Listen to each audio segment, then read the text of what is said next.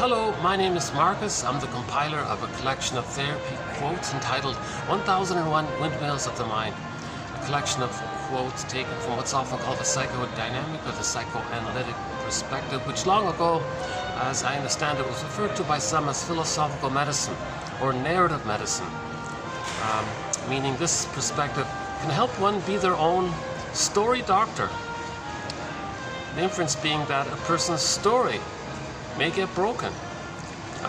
The idea being that if the child has some life experience, that experience being a part of the story, but that experience is such that he is, you're going to see, okay, in this video you're going to see me distracted a few times. I'm trying out this new venue here. This is another new spot here. I'm in the lobby area of a hotel, and so we'll see how it goes here. I'm right beside the escalator. Let's get a fair bit of traffic. I'm in this transition period where I'm still looking for a new place to do my videos. So I'm sort of in this transitional place. Hopefully I'll find one soon. Because when I am in a quiet place, I feel like I deliver the material better. So however it is my delivery comes across, in each video you'll get the quotes. They're posted below for each video. So we've done 900 plus videos, 10 quotes on average per video. So 9,000 quotes from this tradition, from this psychoanalytic tradition, are here available on this channel. Great value, I believe. And now for convenience, one can go to the coffee page and get the complete encyclopedia. 10,000 quotes all in, including the honorable mention quotes. So the 9,000 here on YouTube, plus another 1,000 plus quotes. And they cover all of the major defense mechanisms, personality patterns, psychoanalysis of prejudice, religion, emotional eating, the psychosomatic issue, the body bears the burden one, interpretations of myths and fairy tales, that's a very exciting one, very helpful thread, and so on. So in this video we'll be doing TQ's 2932 to 4, a variety of some different areas here, and an interesting assortment of quotes. And oops. By the way, we just finished a 3-video run on empathy. The last 3 videos were on empathy, I feel like I feel enriched by those quotes myself. I highly recommend anybody to read through those quotes in the last few videos. Actually, in this video we'll add one more to empathy, 2932, as sort of a tag on. I couldn't fit it in with the last video, so it's like three and a half videos maybe. And yeah, psychoanalysis of art, psychoanalysis of humor. Yeah. We've got a thread on TV show and movie quotes which are psychologically minded. Route 66, Judge for the Defense, The Fugitive, and an assortment from a variety of shows. And so yeah, 10,000 quotes, 57 topics, themes, chapters, e-booklets, all within this perspective. All available through that coffee page. buymeacoffee.com/psychoanalysis. The minimum, well, you'll see it if you visit the page. It's very affordable, and it's a large file. It's a rich material of quotes. I think of it as a crash course in empathy, a crash course in building our ego or building our knowledge. Now, these quotes don't have a set perfect answer. Keep that in mind. These are all like clues. Each person is meant to be their own existential detective, their own psychological detective. So these are just clues to that end, right? Like Robert Bly says when he speaks to the people in the audience, he tells the men that 30% of what he's about to say is wrong, and it's up to them to figure out which 30%. That's the idea. So these quotes that you're hearing, they're invitations for mutual exploration, stepping stones for better ideas, clues like being a detective, hypotheses, guesstimates, brainstorming ideas. And ultimately the idea is to weave a basket, get a set of knowledge such that when the quotes make links, then it's like giving ourselves a certain level of safety for our feelings to come back in. So a famous poet says, psychoanalysis looks for an egg in a basket that's missing. So we don't look for the lost potential feelings, and we don't look for lost memories to get back our feelings or something. We're looking for the consciousness. That means our inner child of the past, our wounded feelings, now feels safe with us. We're trying to make it safe for us to get back our feelings. So let's start there. The basic premise here is that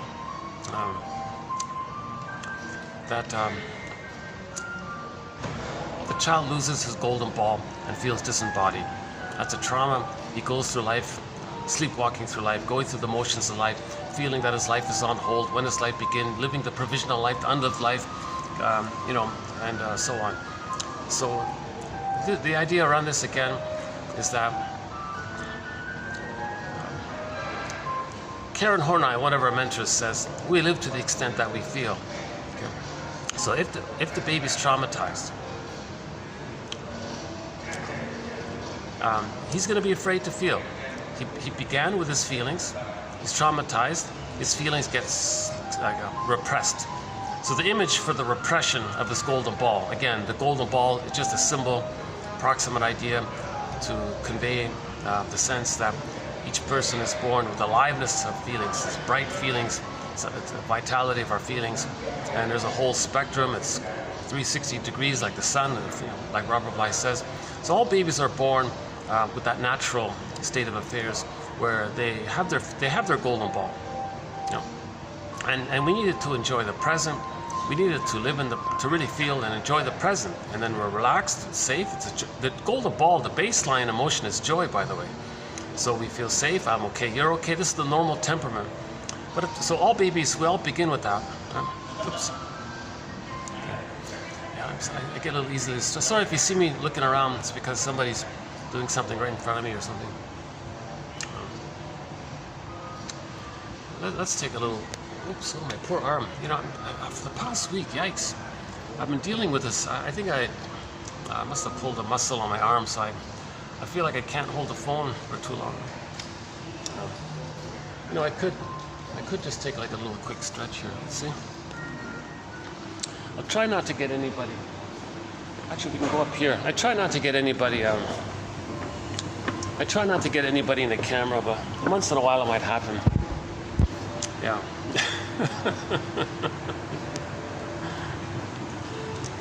It's gonna get busier. This is a busy hotel, isn't it?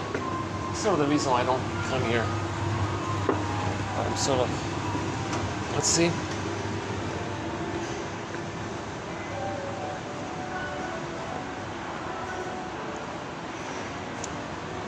Actually, I'm tempted to, no, I can't do it here either. Let's see, let's check this again. Okay, this must be a Japanese restaurant. Nice cherry blossoms. Let's see. Oh yeah. I can't do it here. But let's visit this carpet place here. Yeah.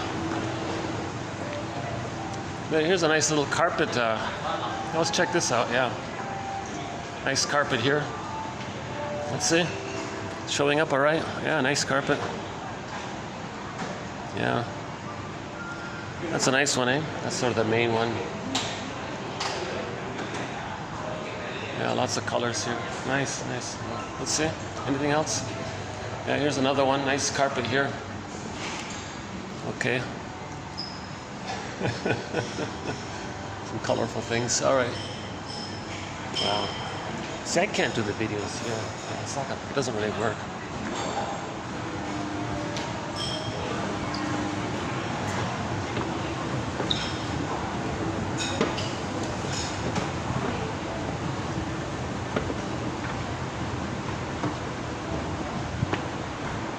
It's funny, I just realized, what if I just put a chair here? Here's a thought. How's the lighting here? Oh my God. Maybe, I could almost maybe do it right here. Yeah. I won't get all these interruptions. No, there's still, okay. But that's a thought. Maybe if I just brought a chair here. This is a major part of my delivery, trying to find venues.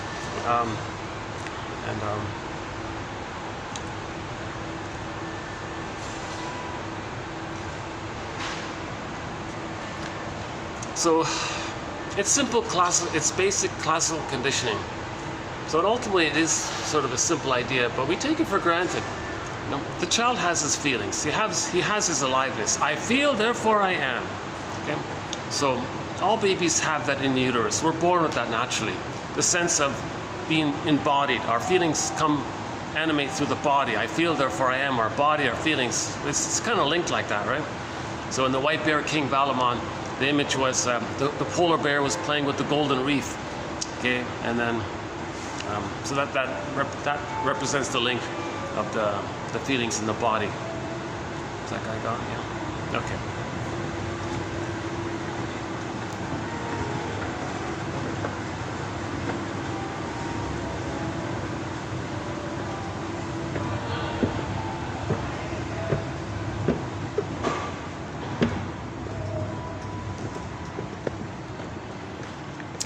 Oh, there's my ridiculously overpriced coffee here. Oh my God. Oh, the prices for the coffee in these hotels. That's why I'm trying to, find some unused area somewhere. But yeah, it's ridiculous. It's like triple the normal sort of average price. Huh? Even 4 times, sometimes 5 times. Huh? Jesus. These hotel lobby coffees are really.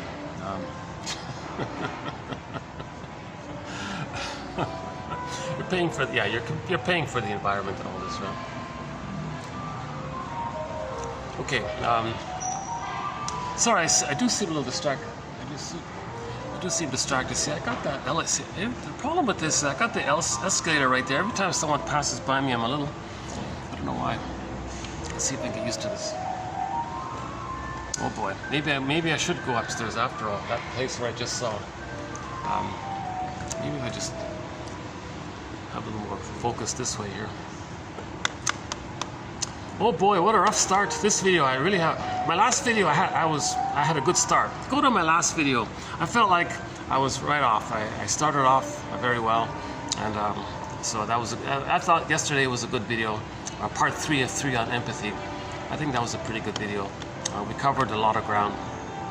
Okay, so let's see if we can do something more or less similar here. So. In the uterus, the baby has his golden ball, so he feels present, so he feels alive. Right? He can enjoy the present. So when the feelings are in the body, he's not dwelling in the past. That's the normal state of affairs. But with trauma, we dwell in the past. Hence that Greenberg film, quote from the movie Greenberg.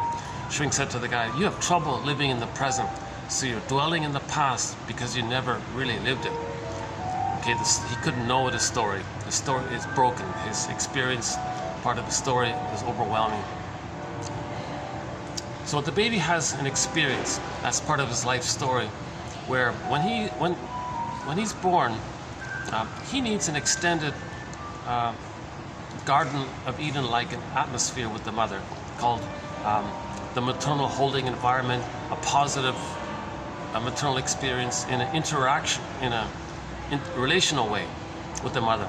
So for the first 4 to 5 months, this is called the extended womb. Humans come out too early, they need an extended womb. Key point. So it's just the mother and the baby. Now it's different because in the uterus, of course, everything was automatic.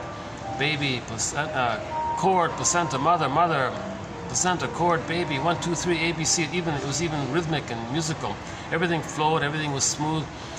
Now the baby had this oceanic feeling, they say, because the theory is that when he's in the amniotic sac, his eyes are closed, he's in his water thing, right?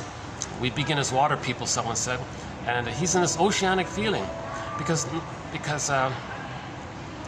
unconditional hallucinatory omnipotence, all of his needs automatically get met, unconditional. Okay, so everything that he needs gets sent down that center vein, waste elimination spiral up the other veins in the cord. So everything gets taken care of. He's floating around. He's in a blissful state. He's pretty oceanic, now he's one with everything. So he doesn't realize that the mother's separate, he's separate. He thinks it's just all him. So the power of the mother, he thinks is basically him. It's called infantile megalomania, hence the omnipotence idea or infantile megalomania idea.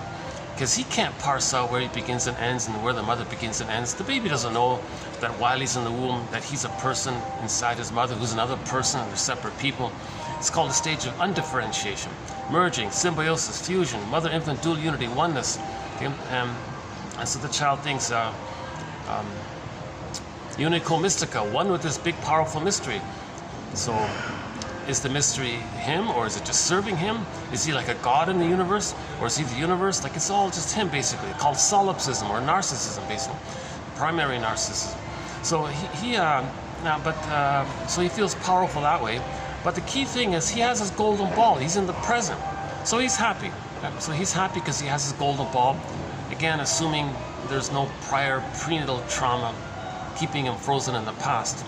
So assuming there's no prior prenatal shock trauma or something, or this prenatal distress syndrome causing him problems to enjoy the present in the uterus. So he's in a welcoming womb, not a rejecting womb, right? As someone said. So he has his golden ball.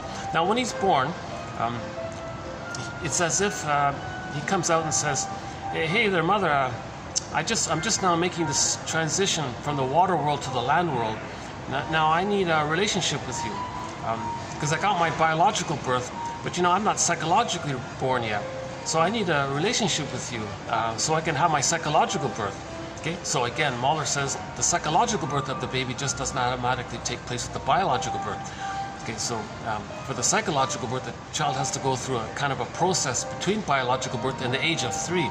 So the child is saying, mother, I gotta have this process with you, mother. I want my psychological birth. I'm born to have enough experiences with you, because my brain is malleable and I'm laying down the neural networking based on my interaction with you, and by the age of 3 things get kind of set, and that's my psychological birth. Now if it's missing or problematic and I'm stuck somewhere between birth and 3, oh boy, that's a real problem for me, mother. So please, can you offer me number one, of course, the physical safety, but more than that, I need a certain, not just physical feeding, I need kind of like a reverie with you, like an attunement with you, like music, like the way it was in the uterus. It was me, cord, placenta, you, placenta, cord, me. I need that sort of to continue in essence, where number one, when I come out of the uterus, keep in mind, mother, I don't understand time. Everything's timeless. So when I come out, I have this expectation that you're there for me, and now he's talking. Now the first mother for the baby is the breast mother. He doesn't recognize the mother as like a separate person with her psychology and her needs and feelings, and her being a person and all this. He's relating mainly to this state of relating to the breast mother. So baby. Okay, let's just do the first person. So the baby expects to latch onto the breast. He has this innate expectation. We had one quote from a year ago. They said that the baby was placed on the front, and he was like turning around. He was like actually looking for the nipple. He found it, latched, started suckling, everything was okay. So he got that continuity. Now he's meant to have that. Now another idea was to be on the safe side. Leave the cord, leave the placenta. The cord belongs to the child. The placenta belongs to the child. It was his support system. It was his connection to everything. He felt. Give him all the support he can to have that transition, because the birth often is complicated. So let him have as much support as he can. It's called a lotus birth, a natural birth. Okay, so one of our companion flowers, the 1001 Windmills is the lotus flower, a very beautiful flower. And look at the image of the lotus. You got the lotus, the stem, and the pod. So baby, cord, placenta, keep that image. So ideally, again, barring emergencies, barring special exceptions, my disclaimer, I'm not a doctor, I'm not a doula, I'm not a nutritionist, I'm not a midwife, not a professor, a shrink, a social worker, none of these things. I only have a BA humble compiler here. I'm trying to limit this material. So my disclaimer there. So these are just ideas, speculations, brainstorming ideas. It's up to each person to figure out and go for them. Each person has to be their own detective.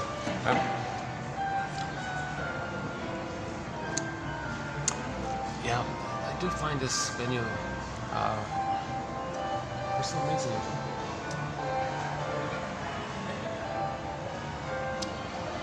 I wonder if I should go upstairs after all. This is a tough. I tell you, I searched all around this area here. This is like the closest place where I might be able to do a video. So I really don't have much. Okay, let me. I might take like a little 1-minute break here. Hold on a sec. Okay, let's fast forward this 1 minute. Let me get used to this.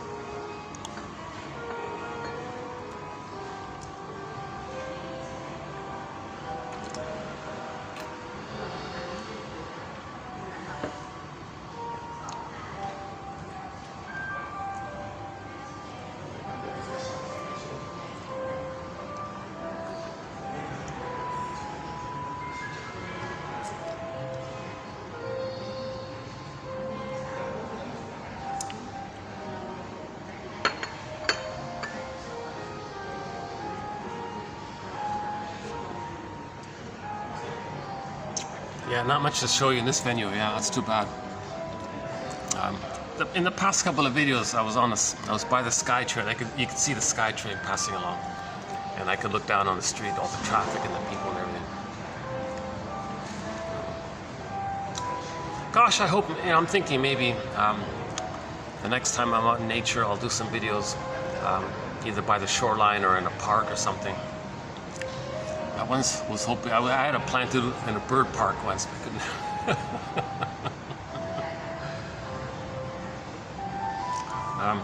So let's go back to the baby trying to have what's called a secure attachment style. So baby's looking for a secure attachment style.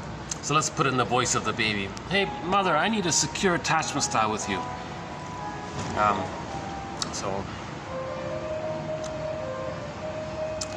Okay, so let's back the original way.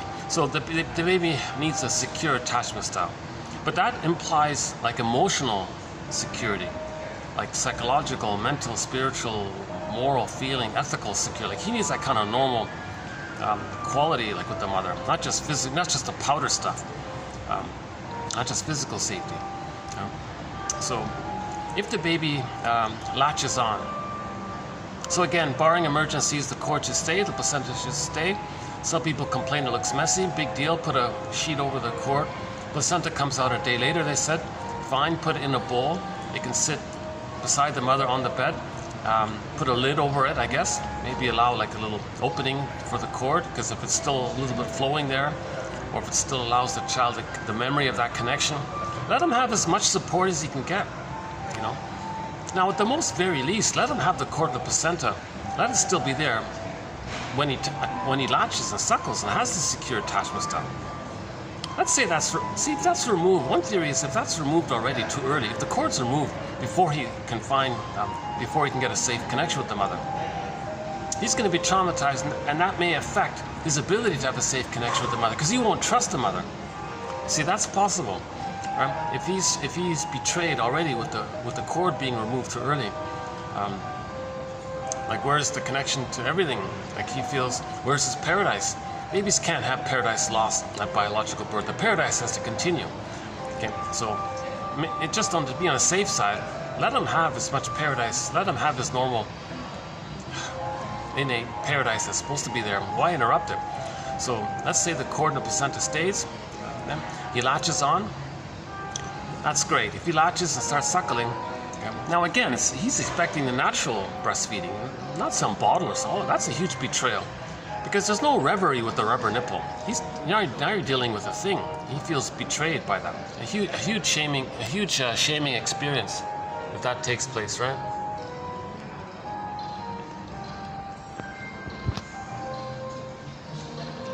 I'm not really sure how loud I am if they're. No, they all seem fine. Yeah, okay, no one seems agitated. Maybe there's enough of a distance here. 20 seconds. Let's do this for a bit. I don't want to dampen their pillows here. I'm still cooling off here. Still pretty hot around here, yeah. It's at 40, with the heat index in the low 40s.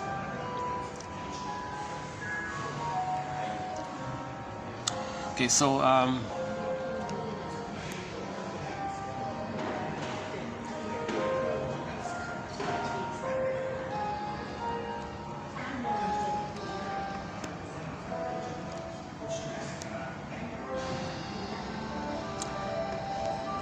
so let's say the baby that does latch and suckle, and the cord's still there, and it lines up, and it works, and he has the continuity of the paradise. He had let the music play on. So there was a music with the mother in the uterus. Let the music play on for the first 4 to 5 months, where it's just in time, right on time. It's a musical with the mother. So baby sends out his little signals through the nerve lines. So there's like a cable between the baby and the mother. That's why the natural feeding is important, because the nerve endings in the breast link to the mother. The nerve endings in the breast link to when the child is suckling, it links to his nerve endings, and there's like a line there. That means the baby's little signals goes through, and the mother immediately feels it and knows it. So just pretty much instantly she can respond and make whatever adjustments. So baby has a signal through the nerve line. Mother gets it. Mother responds. Through the nerve line, child receives the message, was seen by the mother, was recognized by the mother, needs met, attachment, safety, warm. So there's like a flow there, just like it was in the uterus.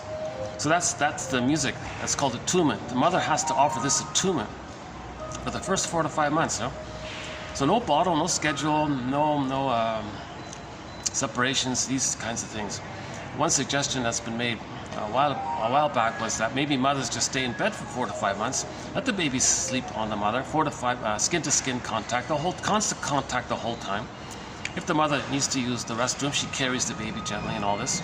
You know, keep the continuity there, because the baby doesn't understand time. If the mother's not around, poof, there's no mother. He might freeze up.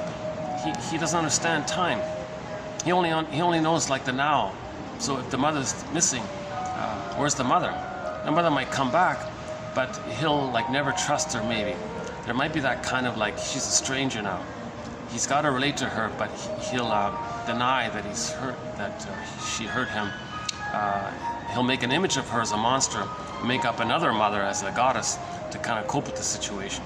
So that's called a splitting mechanism. So the mother is meant to be like really in tune, in sync with the baby. Most in particular for the first 4. Oh boy, that poor arm, yikes, again. Most in particular for the first 4 to 5 months. Maybe I need to get one of these stands or something. How's this? Oh yeah, today's a really rocky video today. Yeah, part of me is tempted to just close this video and maybe start again tomorrow or something. But I've got some good quotes for tomorrow, so I want to keep posting these quotes. They're excellent quotes.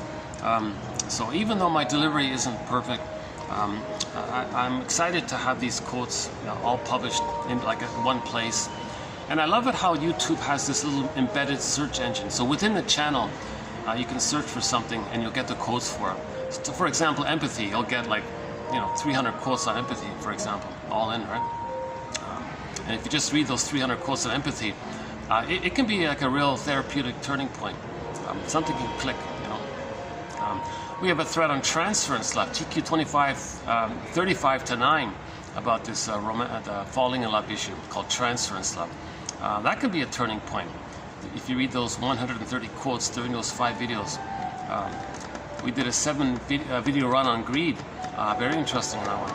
And we would throw on envy, okay, and so on.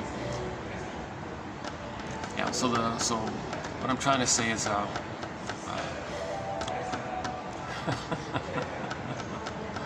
my give back for my imperfect delivery is that the quotes, the material is posted below. Again, I haven't been analyzed. I haven't been quote unquote shrunk. I'd love to, do the process to raise consciousness and get my golden ball back, kind of thing, and feel more embodied and calm and enjoy the present. Because obviously as I'm speaking, anyone can notice my stops and starts and ums and ahs. So that's probably my unconscious anxiety. You know. But the anxiety can be expressed in many different ways, not just in this sort of more overt way. It can be in there can be other forms of it. So we do have a thread on anxiety, an interesting thread. Passive aggressiveness is another thread we started recently. The crime one only has 4 quotes on it, so that's undeveloped. A little bit out of my area there, but okay. So let's say the baby so latches on, and the reverie's there. Okay, so that means the mother just replies via her attunement to whatever the baby needs and wants. So the baby feels seen, accepted, warm, recognized, validated. His feelings are accepted. What he needs is met.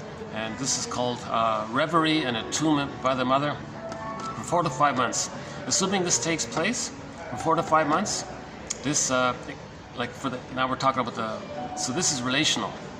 See, this is relational. So we don't want a relational trauma here. We don't want an interpersonal trauma here, where the mother's misattuned, malattuned, doesn't get it, gets angry at the baby. I don't know what you want, baby. Or maybe the mother, you know, is triggered by her role and is reminded of when she was a child. And then by that, she may reenact what happened to her onto the child because of that, in a process called repetition compulsion. If she's traumatized. Or some others think that, well, here's my baby, I can have somebody who will be there for me. So she wants to brainwash the child, in effect, to always need her and be dependent on her, so she never feels alone. She always has someone who will listen to her, respect her, do what she says, be there for her, be her, you know, she'll like parentify or partnerify the child. Another issue there.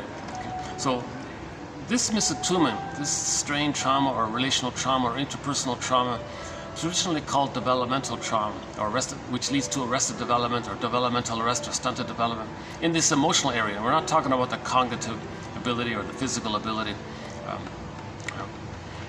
So we're talking about the inner life, the feeling self, right? So if the mother is misattuned, Earth opens up, Miss Demeter on the field gets pulled down into the unconscious. In the Disney film Inside Out, joy and sadness representing the feeling gets zooped away. The golden ball goes zooped down the well. Analysand, the baby is sent into the forest. The pureness of the baby, lost in the forest in the other world. So these images of the baby in the forest, the aliveness, the radiance of the golden ball, lost down in the well, joy and sadness, the range of feelings, zooped into this other world. Miss Core gets pulled down. Okay, that's called repression. So myths and fairy tales talk about psychology. Okay?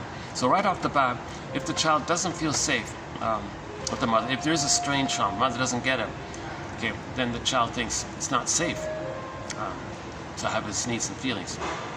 So first is the need. Mother, I have this need for reverie, for attunement, for the positive maternal experience, for this holding environment, for a secure attachment with you. So he has these basic needs. Now, as they're not getting met, he's going to get enraged. Well, first he's going to be afraid, then he'll get enraged. So here's a key point here.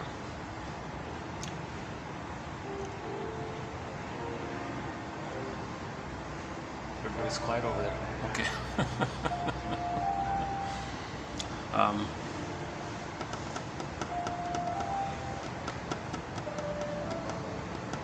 Yeah, I don't think I'll come back here to another video. This is I have a very odd feeling about this place.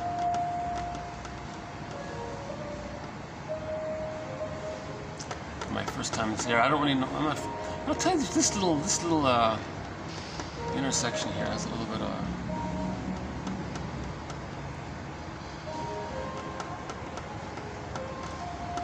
See, I might be projecting my feelings onto the environment. Maybe what I'm thinking about outwardly, maybe that's just to let me know how I feel inwardly. The next video, we have a good quote about that from Miss Clark, Margaret Clark. Just came across a book by Margaret Clark. Yeah, another Margaret. We're doing 2 Margarets. Today we'll be doing some Margaret Little today, and tomorrow we'll be doing Margaret Clark. So this will be the 2 Margaret videos today and tomorrow. Yeah. Okay, let me save the battery here. Boy, I'm really, yeah, I'm still off track here. I'm trying to get back on track here. What is it about today's video? Let me do another stretch around. Wait a sec. Maybe it's the coffee.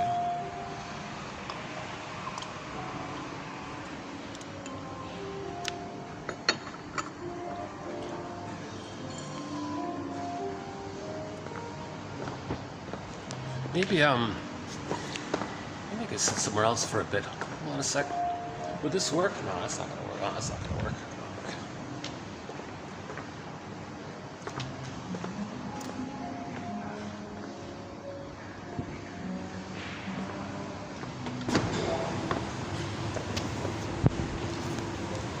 Oh, let me save this video. I don't want to start over. Let me save this video here.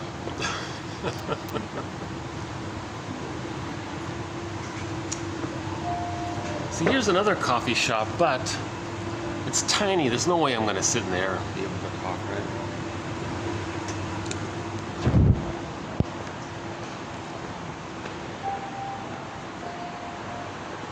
Let me try this little spot here.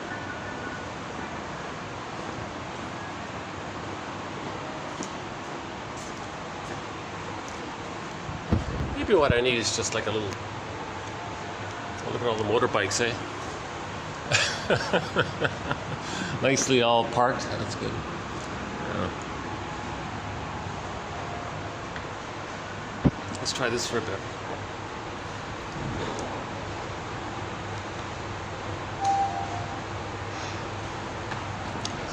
This is better. Cheaper, huh? Yeah. Today has really been what a contrast from my last video, where I was feeling good, I was feeling confident, I was speaking quickly. Here I'm barely getting a couple of sentences out without feeling a need to, without my unconscious anxiety coming up in me. Okay, let's just go back then. All right.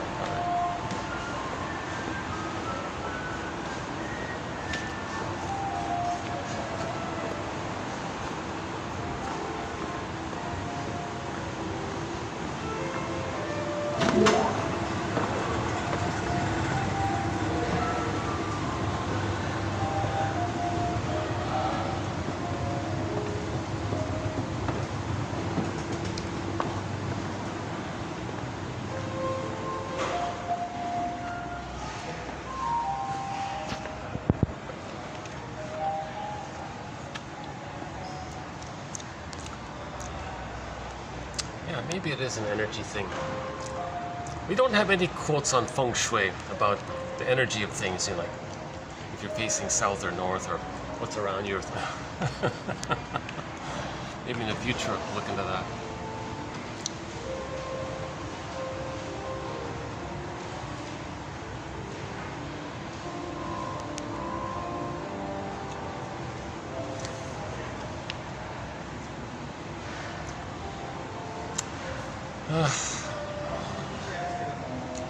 Since I just delivered 3 videos on empathy, I could use a little empathy.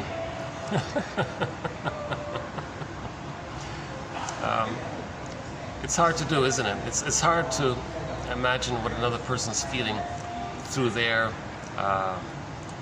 from their inner world, from their inner life, from their situation. So empathy is all about trying to understand the other person's experience through their memories and life and templates, and psychological imprints and so on, right? Scripts and schemas and working models, and are they traumatized, are they repeating, and so on, right?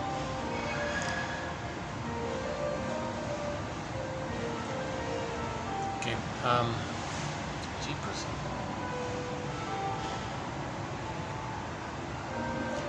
Maybe what I'm experiencing now in this moment, having such a hard time, maybe there's a little bit of a slight resistance in me today. I feel like, there's a sort of a slight resistance in me today.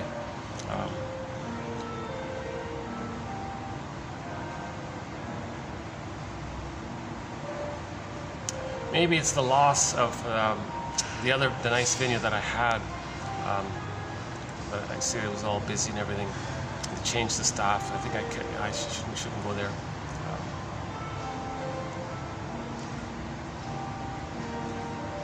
The impression I got is maybe it's better if I don't. That nice place I had last time. Yeah, so maybe I'm mourning the loss of a potential venue that I thought I might have had. It was a nice place. And maybe I'm kind of in that grief process of sad anger. Maybe I haven't fully acknowledged it. I think now what's coming up is being here. I think now this is triggering the recognition that I lost a potential good venue that I had. And now I'm feeling sort of sad and angry a little bit at the loss of that. And I haven't done that yet. So I haven't mourned the loss of some potential that I could have had. And here I am in denial of it. Now I'm presenting a new video, trying to continue the denial. But no, it comes up as I'm speaking, because I'm speaking to my imaginary audience here. For a brief time, I thought I might have had a few viewers, but my last video got 20 views, but the total watch time, believe it or not, was 0.5 of a second. Can you believe it? It says 20 viewers, like 20 views, but the thing says the watch time of the total views, collectively, all the time spent watching the last video, was half a second. So this is all just computers and bots, listening or whatever. So there's still no real. But about a week ago, I had a couple of videos where there was about like a 1 hour watch time. And so I thought, well, that's great. Somebody's watching. I was saying hello to whoever they are, And I was thanking those people, whoever they are, for watching.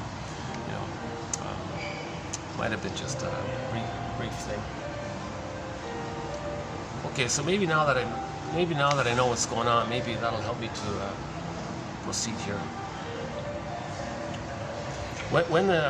When the child his needs are not getting met, he's going to get angry, of course. First he's afraid, then he's going to get angry. So if his needs are not getting met and it's strained, at some point Earth opens up and this core gets pulled down. The vibrance, the golden ball down the well, baby lost in the forest, something down a tunnel, down a cavern to a place where the light has never shone. That's from our theme song, Windmills of the Mind. Barbara Lewis has the English, for the English version of that song. Barbara Lewis, Windmills of the Mind. But our theme song to 1001, Windmills of the Mind, is the German cover of that song by Ketche Epstein. But for the English lyrics, check out Barbara Lewis. So something gets repressed. That's called repression. It gets like kind of squelched like that. Okay. So that's repression. Now the byproduct is that we feel something like hardened or something. So the image is something turned to stone, something got frozen, something got petrified. Okay, so that's when people later on say they feel unreal, something's missing, unlived life, provisional life, when does life begin, going through the motions of life, sleepwalking through life, those kinds of things. So the first image is repression. Okay, so myths and fairy tales describe repression. Something pure gets pressed down into the non-reporting brain. So when Miss Core gets pulled down into the non-reporting brain, okay, something pure, she was the maiden of pure, gets pulled down, okay, that's repression. Now that underworld scene, that's a metaphor for the non-reporting brain or the unconscious. The non-reporting brain or the unconscious. Now the backdrop was the hell scene. Okay? Again, myths and fairy tales are metaphors for psychology. Okay? So when the child is shamed like that, he's going to feel shame. So the emotion of shame is the hell scene. So the hell scene in myths and fairy tales describes the emotion of shame. This burning, biting feeling. That's shame. We're talking about inner life. So this, don't take it too dramatically. It's a metaphor. So in myths and fairy tales, if there's some kind of hell scene, infernal scene, some fiery scene, that's talking about shame. Think about when someone's embarrassed and they feel like their face is red. It's a burning feeling, kind of. That's all it is. So the child feels deep shame if he can't trust his mother. Mother rejects him. Mother gaslights him. I don't know what you want. Leave me alone.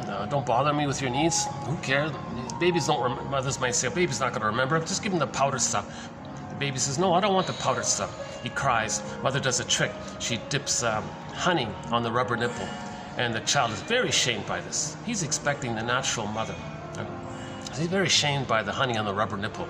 Now he'll be overstimulated by this, and he'll get serotonin by the trick of the excess sugar, telling his own mammalian part of the brain that the organism is safe, and then the mammalian part of the brain interprets all that concentrated sugar from the honey as the baby being safe. Hence, it'll send the baby serotonin. So serotonin is the release of the chemistry when the mammalian part of the brain perceives that the person is safe. So the honey on the rubber nipple, it's the concentrated sugar.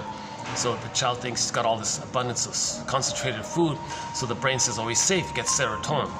So that's a real shaming activity. So on the surface, yes, he's soothed momentarily. But shall I compare thee to an onion? Underneath, he's enraged. Okay, now that shame and rage often go together. So that hell scene, it's mixed up, the shame and the rage. The burning, biting feeling and the rage is in there. Hence it's very fiery and all this kind of scenery. Like it represents both the shame and the rage.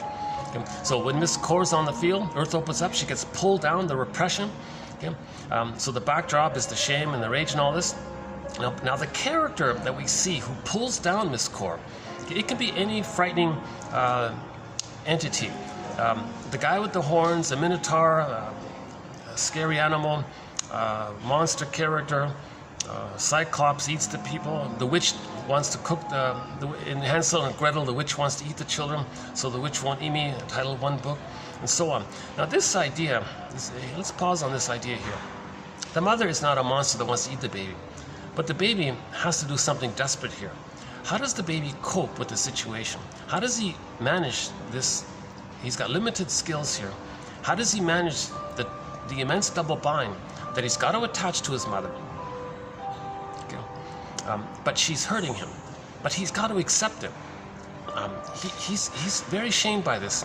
He's got to libidinalize, make pleasure the pain, and then he's got to hide it or something. He's got to do very complicated things here. So the first step, let's say, so I'm experimenting with this hypothetical dialogue here. Let's try it again here.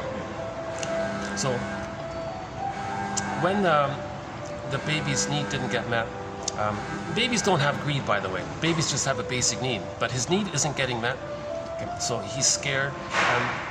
Now when he's scared, okay, I mean dangerous situation. So his own mammalian part of the brain is going to send the baby cortisol, adrenaline. Baby, run, go, get out of here, find another mother. Dangerous here. Mother doesn't care about you. Let's say that the baby's ego says, like inner dialogue, the baby's ego says to the mammalian part of the brain of the child, okay, hold up here, mammalian part of the brain. I know you mean well. I know you realize that we're in danger and you're sending me all these stress hormones to make me to flee. But hold up here. I don't have motor skills. I don't have musculature. I can't run. I don't know where to go. I don't have the knowledge of where to go. I don't have these ideas yet. I'm completely dependent and helpless and powerless on the mother. So don't send me. So the mammalian part of the brain says, oh, if that's the case, then I'm going to send you more cortisol. Because why? Well, then you're going to fight with the mother. What do you mean? Yeah, you're going to control the. So at least, well, then if you're helpless and you can't flee the mother, then you're going to maybe try to control the breast, possess the breast, devour the breast. With your anger, get the mother to change her ways. So you're angry that the mother's doing it the way she's doing it. So you're going to be angry at the breast. So the baby, as he's not getting his needs met and he's angry and he's scared and he's angry, he ends up with oral greed. He's going to have this. He's going to end up with some kind of fantasy that he can gobble in the breast, possess the breast. Oral greed, right? He's going to control the breast, gobble in. This is devouring, greed-like quality. Okay, so now the baby's mind is saying, "Whoa, mammalian part of the brain. Again, I know you mean well by sending me extra cortisol to fight with the mother, but I can't literally possess the breast, gobble in the breast, control the breast. Hold up here." The mammalian part of the brain says, well, what do you want me to do here? Okay, I gotta trick you. What do you mean? Well, you're sending me all these hormones because you think I'm enraged and my needs aren't getting met. That's right. Well, let me do this. I'm gonna do a thing called projection. The things about me that's causing me all this pain, I want to trick you that I don't have these needs and feelings. my needs and feelings, I'm going to do a trick of the mind called projection. I'm going to attribute my traits of oral greed and rage onto the mother. I'm going to say that the mother is a devouring monster that wants to eat me. So the baby was enraged, and he had this oral greed, this devouring like quality. Right? So he sees the mother as a hungry wolf or something, or the Cyclops character that eats the people in the Odyssey. Lestagonians, all these monsters. Because the baby's small, the mother's a giantess in the nursery, so things are wildly exaggerated. Again, this is the pre-verbal memory system. This is in the brain, it's just pictorial. The baby thinks in images. Small size, mother's so powerful, and baby's so helpless and powerless, and the mother's so all this grand power. The mother's seen as a giantess. So this giant is enraged and wants to eat the baby. Okay, that reflects the baby's need to project as a defense mechanism to trick his own mammalian part of the brain not to send him all that cortisol. So he's going to attribute his traits of devouring, oral greed, right, and his rage onto the mother. So he's going to say, hey, mammalian part of the brain, you see, I have no needs. I'm not enraged. It's the mother. The mammalian part of the brain says, well, I'm still confused here. If you think your mother is a monster that wants to eat you, how are you going to take in like the powder stuff, or how are you going to survive physically, or accept whatever you're being offered if you're relating to a monster that wants to eat you? I don't get it. Good point. The child's ego says to the mammalian part of the brain. Good point here. What I'll do is I'm going to do another trick of the mind. So it's called splitting. So this monster image that I made up, my projected traits onto the mother to trick you. So now I have this monster image. I'm gonna put that sort of in a compartment. I'm gonna compartmentalize it, like put it in a bin, in a separate bin, and like bury it, kind of thing. But it's there, I know. And then I'm gonna trick you. I'm gonna hallucinate, kind of like that guy in the desert. Thirsty guy in the desert in the scorching heat trying to survive, who hallucinates an oasis. I'm going to scorching pain here. I'm going to hallucinate a goddess breast, an ideal, lovely, bountiful, unconditional, loving breast, the ideal goddess breast kind of thing. This beautiful entity who loves me, who's there for me, and I'm very safe with her. So the mammalian part of the brain says, okay, well, if you think you're relating to this goddess, and you're going to be safe if that's what you think in your hallucination, more or less, then fine, I won't send you any more stress hormones. Okay, the child's ego says, okay, thanks. Now this comes at a huge cost. Okay, so these 2 points here of projection and splitting, Melanie Klein's term for this is called the paranoid schizoid mode of experiencing, or the paranoid schizoid mode of operating. She calls it the position, the paranoid schizoid position. She doesn't really call it a stage because under stress it can still be reverted to. But generally speaking, all babies might sort of temporarily do this. No mother's perfect, so maybe temporarily the baby might do this. Okay? So the paranoid part of that phrase means, no, the mother's not a monster that wants to eat the baby, but the child has to see her that way because he's got to project his traits onto the mother and attribute what belongs to him onto the mother. Okay? So projection, something about yourself, too painful, too hard, too embarrassing, too hard to know, too hard to... It would send too much stress hormones, so it's a trick. So you say others possess, feel, think, do, did, want, say, believe, whatever's about you, you say it outwardly. It's called projection, right? Then it tricks you not to feel the stress that is within. Okay, that's the paranoid part. So he created this as a maneuver to not feel the stress. So, and then the splitting part is that since he's not relating to enough of a human mother, he's relating to images, right? This monster image and the made-up goddess one. So he's not really relating in his memory system to a positive mother. He's relating to goddess and demon imagery. This is so unreal. This is so out of reality. This is so, far out kind of thing. But it works. For some reason, the child can make it, physically at least, right? Now, this comes at a huge cost. Meaning that if it doesn't get resolved, it's going to come at a huge cost. It may happen temporarily, briefly, for the first few weeks, but if the mother doesn't change her ways and she isn't kind of more satisfying than frustrating, by the age of 4 to 5 months, By the age of 4 to 5 months, if the mother didn't change her ways and she's still misattuned, malattuned, honey in the rubber nipple, unavailable, absent, rough handling, using the baby to comfort her, or shaming the baby because she wants to say that when she was a baby, her mother shamed her. All these, so on and so forth. Got a whole category, a whole thread on this area.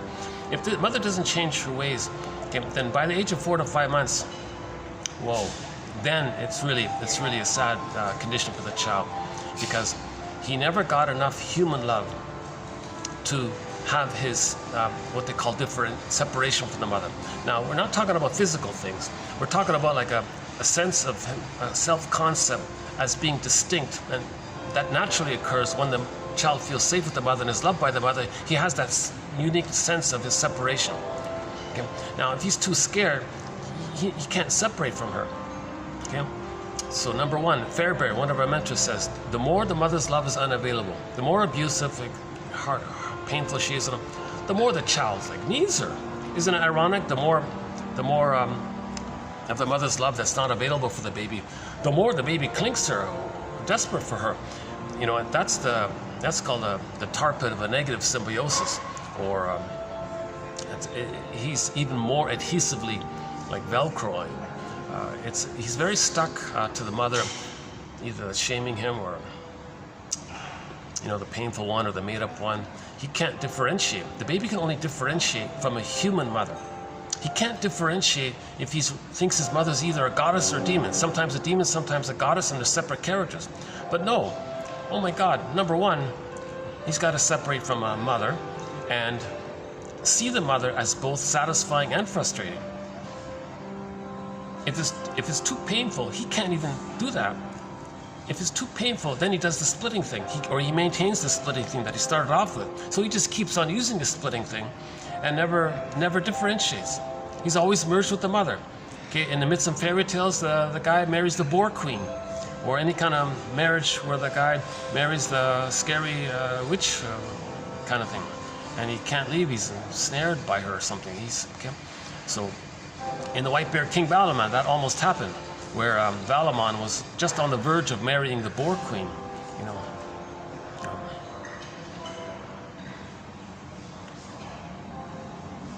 So that's I won't go down that. So that's the whole fairy tale about the White Bear King Valaman. Robert Bly and Marion Woodman tell that story. Very interesting story. And there's a sort of a family kind of film adaptation of the story called Polar Bear King. At least the film makes you aware of the existence of the fairy tale. It doesn't really give you much of the psychology of it, but so you gotta listen to Bly and Woodman tell the story. They do a pretty good job with it. Hold on a second.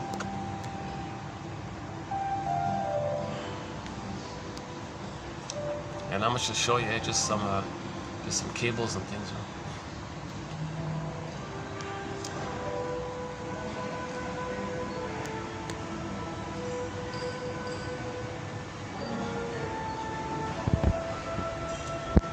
So let's clarify something here about the paranoid schizoid mode of experiencing.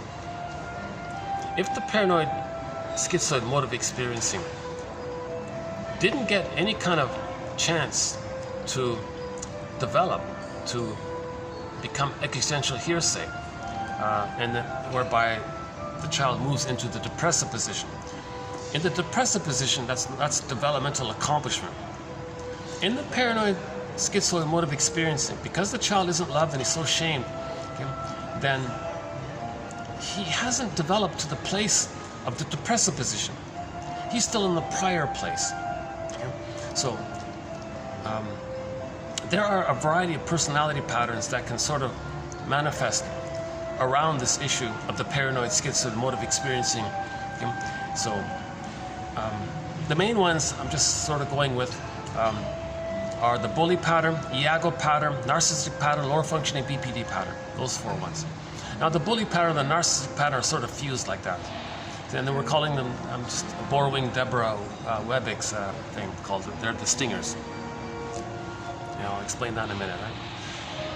Okay, so now the main emotions for the stinger personality patterns. again, each of those patterns just mentioned are like a whole separate thread, so that takes time to go there, right? But the main emotions for trauma before 18 months. Now, trauma before 4 to 5 months, that's the more severe ones, like the bully pattern, like the Iago pattern, who doesn't bother anyway. That's the envy one. Just hates everything, filled with envy, hatred of the good. Okay. And all of the more troubled ones, which you don't really talk about, the sociopath, the criminalic, all these more other ones, that's in that area as well. But I'm not a shrink, so I don't really cover that more extreme areas. So I'm just talking about the more general ideas that most people might be familiar with. The bully pattern, Iago. Iago is the one that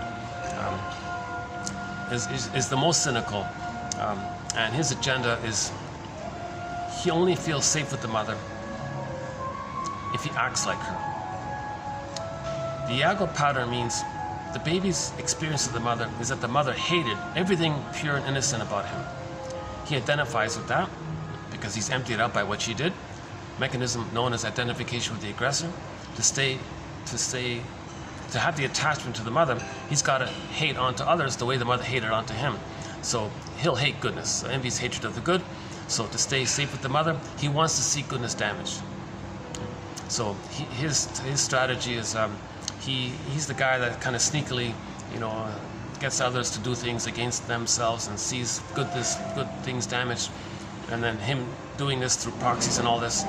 That's his connection to the mother who shamed him, who took away his goodness, believing that the mother hated the child's goodness. He becomes the hater, and he wants to remove the source of envious feelings. So the issue with envy is they don't want to see goodness, right? And so if goodness is damaged, then they're not triggered. They're not reminded of how once upon a time they needed goodness. So he wants to remove the source of being triggered. He wants to remove the source of envious feelings. So he wants to see goodness damaged to not be triggered. So his main focus is just to see goodness damaged. That's a really tough one there. So Iago, sort of the character from literature that kind of represents this. Because he's the guy that spreads rumors against others are damaged, and he has glee by it. Now the glee is the attachment to the mother. So the premise is that the mother got some pleasure by exploiting the baby. Baby identifies with the aggressor and then exploits others to stay safe with the exploiting mother in a mechanism known as identification with the aggressor. So that's another key mechanism. So that's one of our threads, this defense mechanism known as identification with the aggressor. So let's just back up a sec. So the stinger personality patterns, the main emotions, because they weren't loved to achieve the developmental milestone or the developmental accomplishment, they're frozen before 18 months. Okay? So either they're frozen sort of before the egg time, 4 to 5 months time, where they didn't enter into the egg, or they were prematurely ejected out of the egg meaning the maternal, the extended womb, meaning the child didn't merge with the mother, didn't fuse with the mother, didn't get the mother-infant dual unity with the mother, didn't get that extended womb. The extended womb is like an egg for the psychological birth. So no psychological egg, no psychological birth. So of course they're very angry in that area. Now some babies do merge with the mother, but it's very negative and they can't get out. That's the narcissistic pattern. So the narcissistic pattern is also filled with hate, envy, greed, and all this, but they're not as belligerent in the area of safety because they become the shaming mother. Whereas the bully pattern, they're more belligerent because they're looking for, they want like a reaction from others to think that would be like the mother responding to them to the nursery. That's their connection, the imagined connection to some kind of mother. So they have some kind of like hope to get some connection to the mother by scaring lackeys to have a response, thinking because in the state of timelessness, the mother's responding to them. So that's the connection. So their negativity and seeing others frightened and all this, that's a reaction. Well, mother should have reacted. So that's like the connection to the mother. Now, Iago doesn't bother with that. Iago is even more disturbed because he doesn't even bother trying. At least the bully pattern is sort of trying. Now, it's hurting others. But Iago actually will enlist the bully pattern,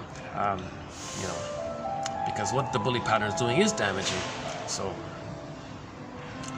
So Iago doesn't bother with any kind of fantasy of trying to get. He's just so cynical about some kind of attachment. So he just wants to see goodness damaged. Right? The bully pattern looks for lackeys, thinking that the lackey can be symbolic breast. Okay. Now, of course, all they're looking for from the lackey is like a response, a reply, do what they say. That's like the fantasy that the mother should have responded, listened to the baby. Now, he's belligerent because no lackey wants to be treated like this, so he'll use frightening techniques, like a kind of a Stockholm, something similar to the stock. I know it's not a perfect crossover, but something like that. So that's why he's more controlling and aggressive, to maintain the lackey to be in response. Now, finally, when the lackey does fed up and does leave, then he'll use contempt. Didn't need you anyways.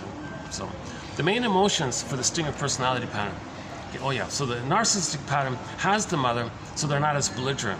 Okay. Now they also have greed, envy like the other ones, but the difference with the narcissistic pattern is they don't have to be so overtly frightening. They don't have this issue of safety. The bully pattern, yes. Iago pattern doesn't bother, doesn't care. The most nihilistic, the most negative personality. Right? So all of those patterns, narcissistic pattern, bully pattern, Iago pattern. Okay. Now, the bully pattern and the narcissistic pattern, the fusion of the two, or the Swiss cheese of the narcissistic pattern, James Grotstein calls that the lower functioning BPD pattern, and the chaos, the dramaticality, the bullying, the narcissism. Okay, so all those patterns, plus the ones that the official shrinks might talk about, the criminiotic and the sociopath, psychopath, all those other more disturbed ones. Okay, the main emotions, hate, greed, envy, put them together. Spite, vindictiveness, schadenfreude. Now, gratitude hasn't entered the psychological picture, so forget about that. So they won't have gratitude. Now, grandiosity, of course, because the grandiosity. All babies think they're little gods. That only dissipates when they're loved. If they're not loved, they hold on to that, so the grandiosity is there. Hence, the immense cynicism and sardonic humor, black humor, shaming humor, humiliating humor, put down humor, because that gratifies the grandiosity. So grandiosity is like that's all that's left for them, really, right? If their soul is so wounded, and they see their wounded soul onto others, and say others are not good, others are not okay, to not admit that they feel not okay. What do they have left? They have the grandiosity. Now, because they can't mourn losses. Remember, in trauma, joy and sadness is zooped away, golden ball is down the well, etc. They can't mourn losses. So if they go through life and there is a loss, they may be very controlling, like in the bully pattern, because if they're controlling, then the thing they're controlling won't leave, so that won't trigger loss. Because if they experience a loss, they'll be in a difficult situation because they don't have access to sadness at the console, to feel sadness, because it's frozen. Sadness and joy were frozen, petrified, turned to stone. So they can't feel that. So there's immense denial around loss. So they'll be controlling to avoid that issue. Now, if they do experience a loss, there's the contempt and the sour grapes one, didn't need you anyways attitude, right? So the grandiosity, the controlling. Actually, there are a couple of other points, so let's just keep it there. Right? So the general idea is that in distinct personality patterns, our topic on empathy, not there. It's not there. They had development. Empathy is like a developmental milestone. That's the first quote in the last video. If you go to the last video, 2641, the first quote there about the milestone, and the video prior to it, there was also one about the legacy, like it's an accomplishment area. So gratitude, empathy, affection, tenderness, care.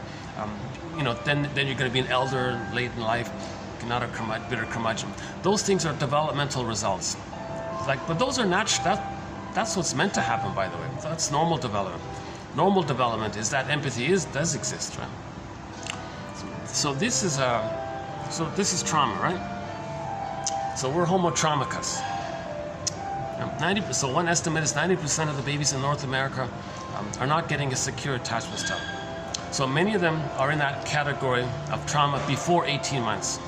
Now, why is this issue of 18 months? That's an interesting point. Narcissus looks into the pool of water. He sees a reflection of himself. He's transfixed. All that means is that in the beginning, the babies just think it's just them. That's all it means, right? Baby's in the uterus. He's everything. Everything is serving him, part of him, for him. Is he a little god, magic sorcerer? It's all him. Okay, that's all that means. His concept is that everything is him. Okay, that's what that image is. Okay, now when the baby's biologically born, he's going to have that. It's going to continue. So it's meant to continue for the first 4 to 5 months, where he still has that attitude. He's nursing with the mother. He thinks the mother's just there for either an extension of him, serving him. The mother, the power of the breast mother is his. Infantile megalomania, so he feels kind of important like that, like in uterus. That's fine. Now, when he starts to hatch out, okay, he's going to practice. This hatching out of the separate individuation process is gradual. So the psychological birth is not like a sudden thing like the biological birth. The psychological birth has a gradual hatching out. So first is the egg, 4 to 5 months, he starts to hatch out. As he's hatching out, the infantile megalomania is still there. That's why he's starting to get a sense that he's different, but now he's a little god. He thinks he's Superman now. He thinks he's Superman. He can do anything, invincible. So from 4 to 5 months to 18 months, he still thinks he's running around or crawling around. He thinks it's all his, everything's serving him. That's why he can, maybe have accidents. He doesn't know that, if he puts the fork in the socket or something, he thinks he can do anything kind of thing, right? So the mother's got to watch for his basic safety, of course, but by and large, she'll gently distract him or something, not like rebuff him too much, right? So from 4 to 5 months to 18 months, now the child, he still thinks he's a little god, but here's the thing. Now he's starting to get motor skills. He can crawl, walk, run. Now he feels he's got these new powers. While he thinks he's a little god, now he's got these new powers. So he thinks he's Superman, right? Spider-Man. So one reference to this, I think, was in that 2012 version of Spider-Man, where when Spidey there got his superpowers, like flying around, crawling, and all, they made a real emphasis. I noticed they made a real emphasis on the enjoyment he had flying around when he discovered his new powers. And they spent a lot of time, him swinging and laughing and enjoying this and crawling and hopping. Wow, you can do this, you can do this. And they spent quite a bit of time. It kind of reminds me, maybe it's a tip-off to how the baby might kind of feel like that, with his new superpowers of musculature and motor skills and running around. He can jump and hop and do these kinds of things. Like Spider-Man can jump and hop and all, fly around. Baby can jump around. So the baby, the world is his oyster. The love affair, it's all his, fine. If he's not rebuffed, he's allowed to have that, where he goes through the period of time where he still thinks he's omnipotent, right? He's narcissism. So the narcissism is gradually there. Now, an interesting thing, at 18 months, so the developmental time clock or whatever, roughly at 18 months, something happens. The child starts to get it. The child goes, oh, wait a minute. I'm like a little person. And the people around me, they're like people too. Oh, wow, okay. So enter Walt Whitman's famous poem. Now, Voyager, seek thou forth and find.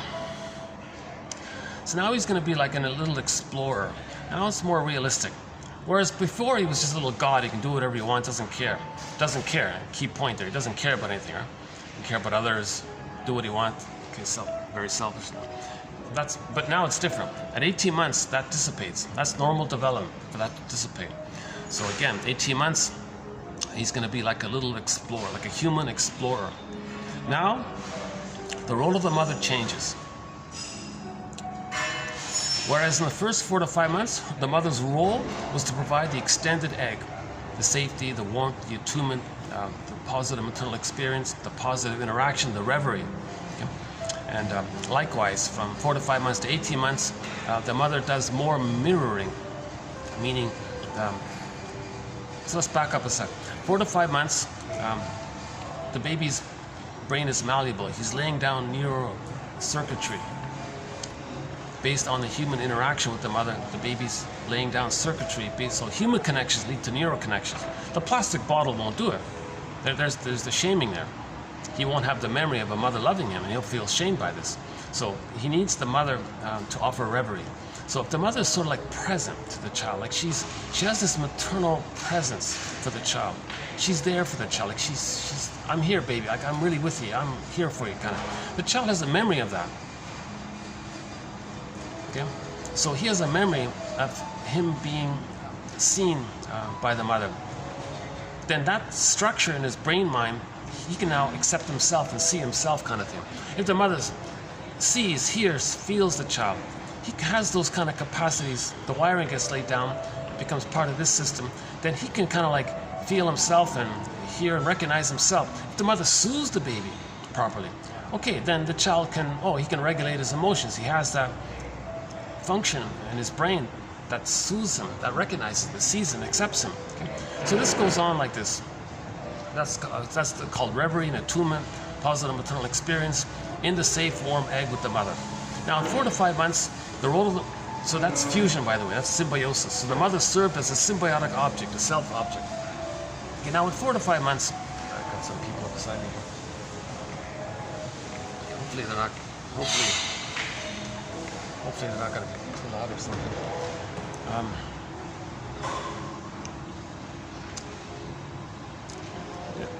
Yeah, I have cooled off, so I could walk outside for a few minutes, if that's the case. Oh no, then they might take my coffee away. No, I don't want her to... She might say, you gotta buy another coffee, sir. Hi, okay.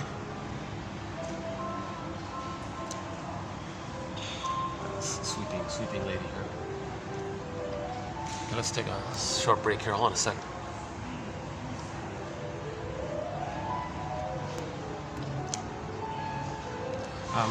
Okay, so the mother's duty was to be a symbiotic object for the baby. Not use the baby as a symbiotic object for her. No, she's there to meet the baby's needs, not the other way around. Sometimes called a self-object for the baby. Okay, so 4 to 5 months, the symbiosis is the paradise. The baby got his extended Shambhala, his extended Shangri-La, his paradise, his Garden of Eden, the unico mystica. He needs that unico mystica. He needed that blissful period where he's in his mystery, one with everything. He needed that. Now it starts to hatch. It starts to hatch. So in that transitional phase, 4 to 5 months to 18 months, when he has this so-called love affair with the world is his oyster and all this, the child now starts to have the sense that he's distinct, like he's unique. He started to get that sense that he's unique.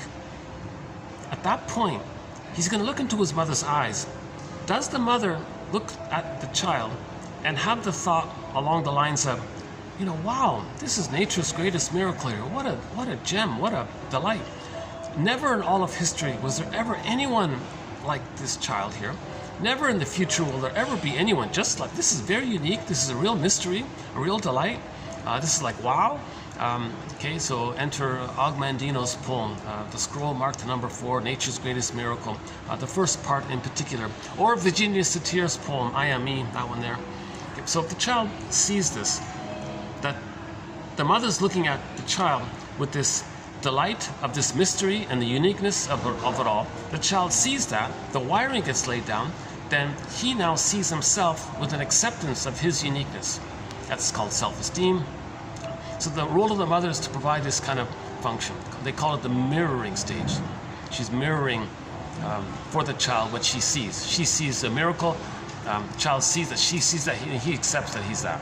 Okay, so it's called mirroring, theory there. Again, these are all theories and things, right? Okay, so let's say the child is seen for his uniqueness and accepted for his uniqueness.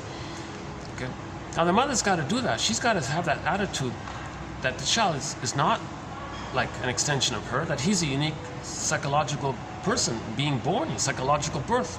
There's a psychological birthing taking place. She's got to be a steward, a guardian for this, right? So she's got to be a mother there in that area, right? Not just the biological mother, but the psychological mother. Right? So the child's got to have that experience. So let's say that does take place. He isn't rebuffed there. Now at 18 months, okay, now the role of the mother is to be a secure base. Okay, so it's a little easier now. So from 18 months to 36 months, now Voyager seek thou forth. So the child's going to be more of an explorer. Now he's got a lot of questions. He's trying to figure things out. He gets the reality that he's a person, others are people. He's starting to get that reality. Okay, so now he's going to explore. Now he's not yet ready to like really be on his own, of course. He hasn't reached that place. He's sort of midway there. So as he explores, at some point, he's going to get freaked out because he's going to explore, and he wants to know, is the mother still around? Is my secure base still there? So he'll run back to the secure base, and he shouldn't be rebuffed at that point. So when the child explores and runs back because he gets scared, he runs back, the mother functions as a secure base. So that, as I understand, that takes two parts. Number one, he's not rebuffed, of course. No, so number one is that the child says, I'm here, you're safe. I'm the secure base, you're safe. The mother doesn't have to worry about the uniqueness, that's established. The mother shouldn't try to fuse with the child and regress back to the extended uterus period. The child doesn't want that. He'll be very enraged by that, very ashamed by that. He'll be traumatized by that. It's more benign. She's got, I'm safe, you're here. I'm here, you're safe. Okay, part B, they call it communicative matching. Whatever the child is learning, the mother can communicatively match that. Oh, okay, like a little improv, yes and. Okay, so then the child feels that it's accepted, that his exploration is accepted, his learning about the world is accepted, that he sees that the mother is going to accept him becoming more autonomous and individuated. So the first part was the separation part. Mother said, okay, I get it. Now he's unique, he's exploring. At the age of 36 months, okay, 18 months to 36 months, that's more about the individuating area, the uniqueness area, exploring, learning, being autonomous, psychologically autonomous. So now he gets that, the mother fulfills that duty. That's called the rapprochement phase. Okay, then at 36 months roughly, another sort of in a sort of developmental occurrence takes place.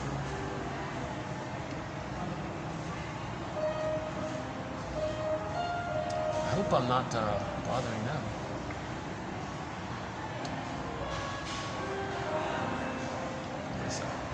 See.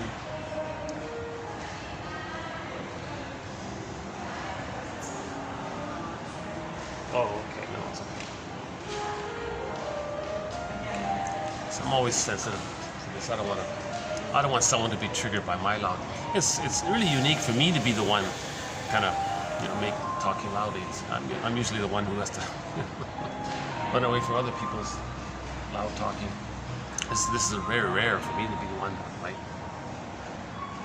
Let's see. Hold on a second.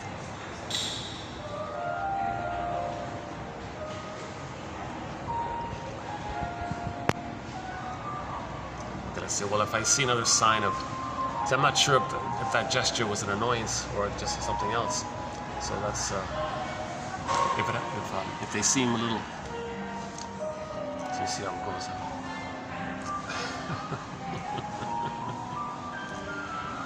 Because jeepers, I may have to come back here in the future again. I'm really options are extremely limited. Where I can find a quiet place in this busy, noisy city. Yipes, you know.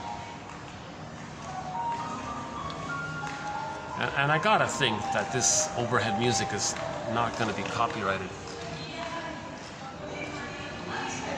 Okay, let me see. Oh, they were just waiting for us. Okay. Ironically, I might be the one that's going to be distracted by them. Maybe it's the other way around. Okay, let's do another little sort of mini stretch here. Hold on a second.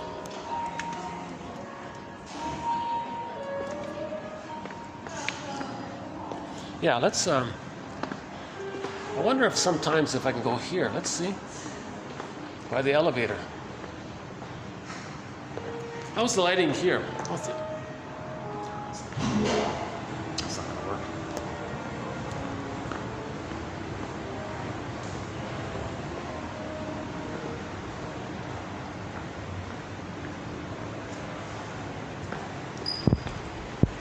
That's not gonna work. All those people there. Hold on a second. No, that's not gonna work. Okay, that's not gonna work.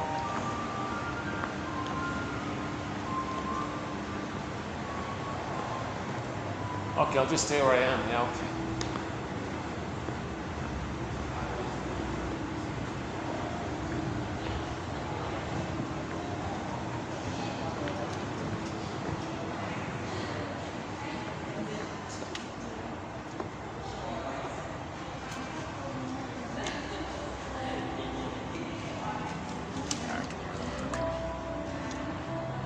Give me a minute to get used to this side conversation.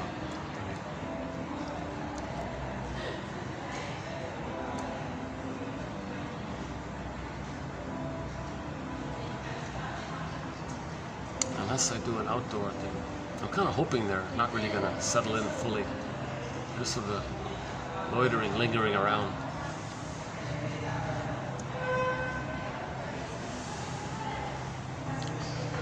Boy, yeah, that's something. I gotta really process this issue of my sort of easily being a little distracted like that. Sometimes I can just go straight through and pay no attention to it. Sometimes it's the opposite. Sometimes I'm very, reactive to it.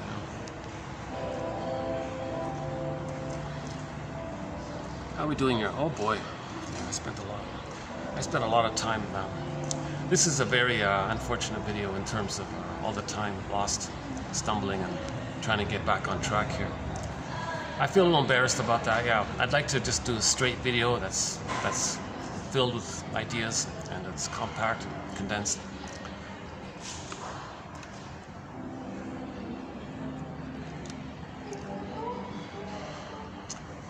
Okay, so an important point here is that in the beginning, all babies temporarily conclude with the mindset of I'm not okay, you're okay. Theory being, when the baby's born and he needs his paradise, okay, and it's not met, first of all, he thinks, is he defective? Like, where's his paradise? He can't have paradise lost at birth. It's not there. Maybe there's some, and he's everything, and he causes everything, and he's everything, and he's in pain because there's no paradise. He guesses he's defective. He thinks he's defective. Part B, he can't parse out where he begins and ends and where the mother begins and ends. So he can't say, well, the mother's doing it wrong, she's defective, not me. The mother's him, so he's defective. That's part B. Part C, he may think, well, okay, paradise is broken, but hold on here. I know there's no time here, but instantly I'll fix it. I'll just try to fix it. So I'll try to save the mother, correct the mother, make a dysfunctional mother be a loving, healed mother. So he'll immediately try to save the mother, correct the mother, because he wants to get his paradise with her.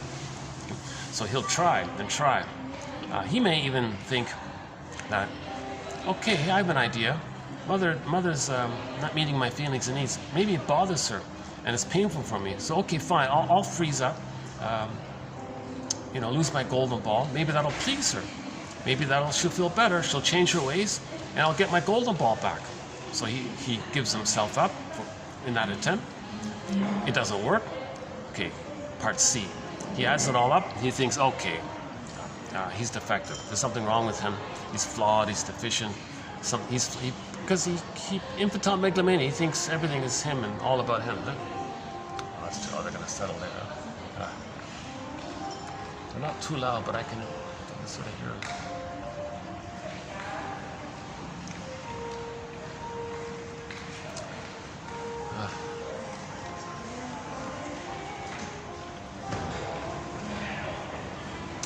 I'll be honest, of all the hotels I've sort of visited, this is the one where I'm having the hardest time just trying to even relax, even in the lobby area. I don't know why.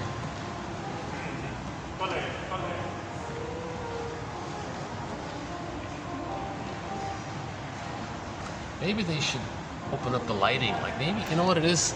I think if they open up the lighting here, if they raise those curtains and made it brighter, I'd be happier here, right? Yeah.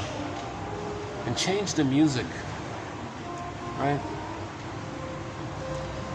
Don't play this boring, depressing lounge music. Play the zither or something. Play some peppy little plucking traditional instruments.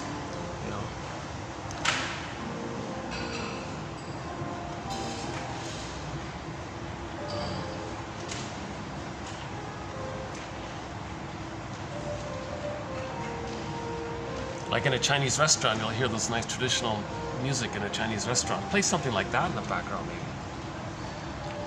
Don't play this. Yeah, this has this like people are in a dark lounge and they're all depressed. The Billy Joel song, Piano Man. You know, maybe it has that kind of like really slightly like take the sad side of Billy Joel and amp it up.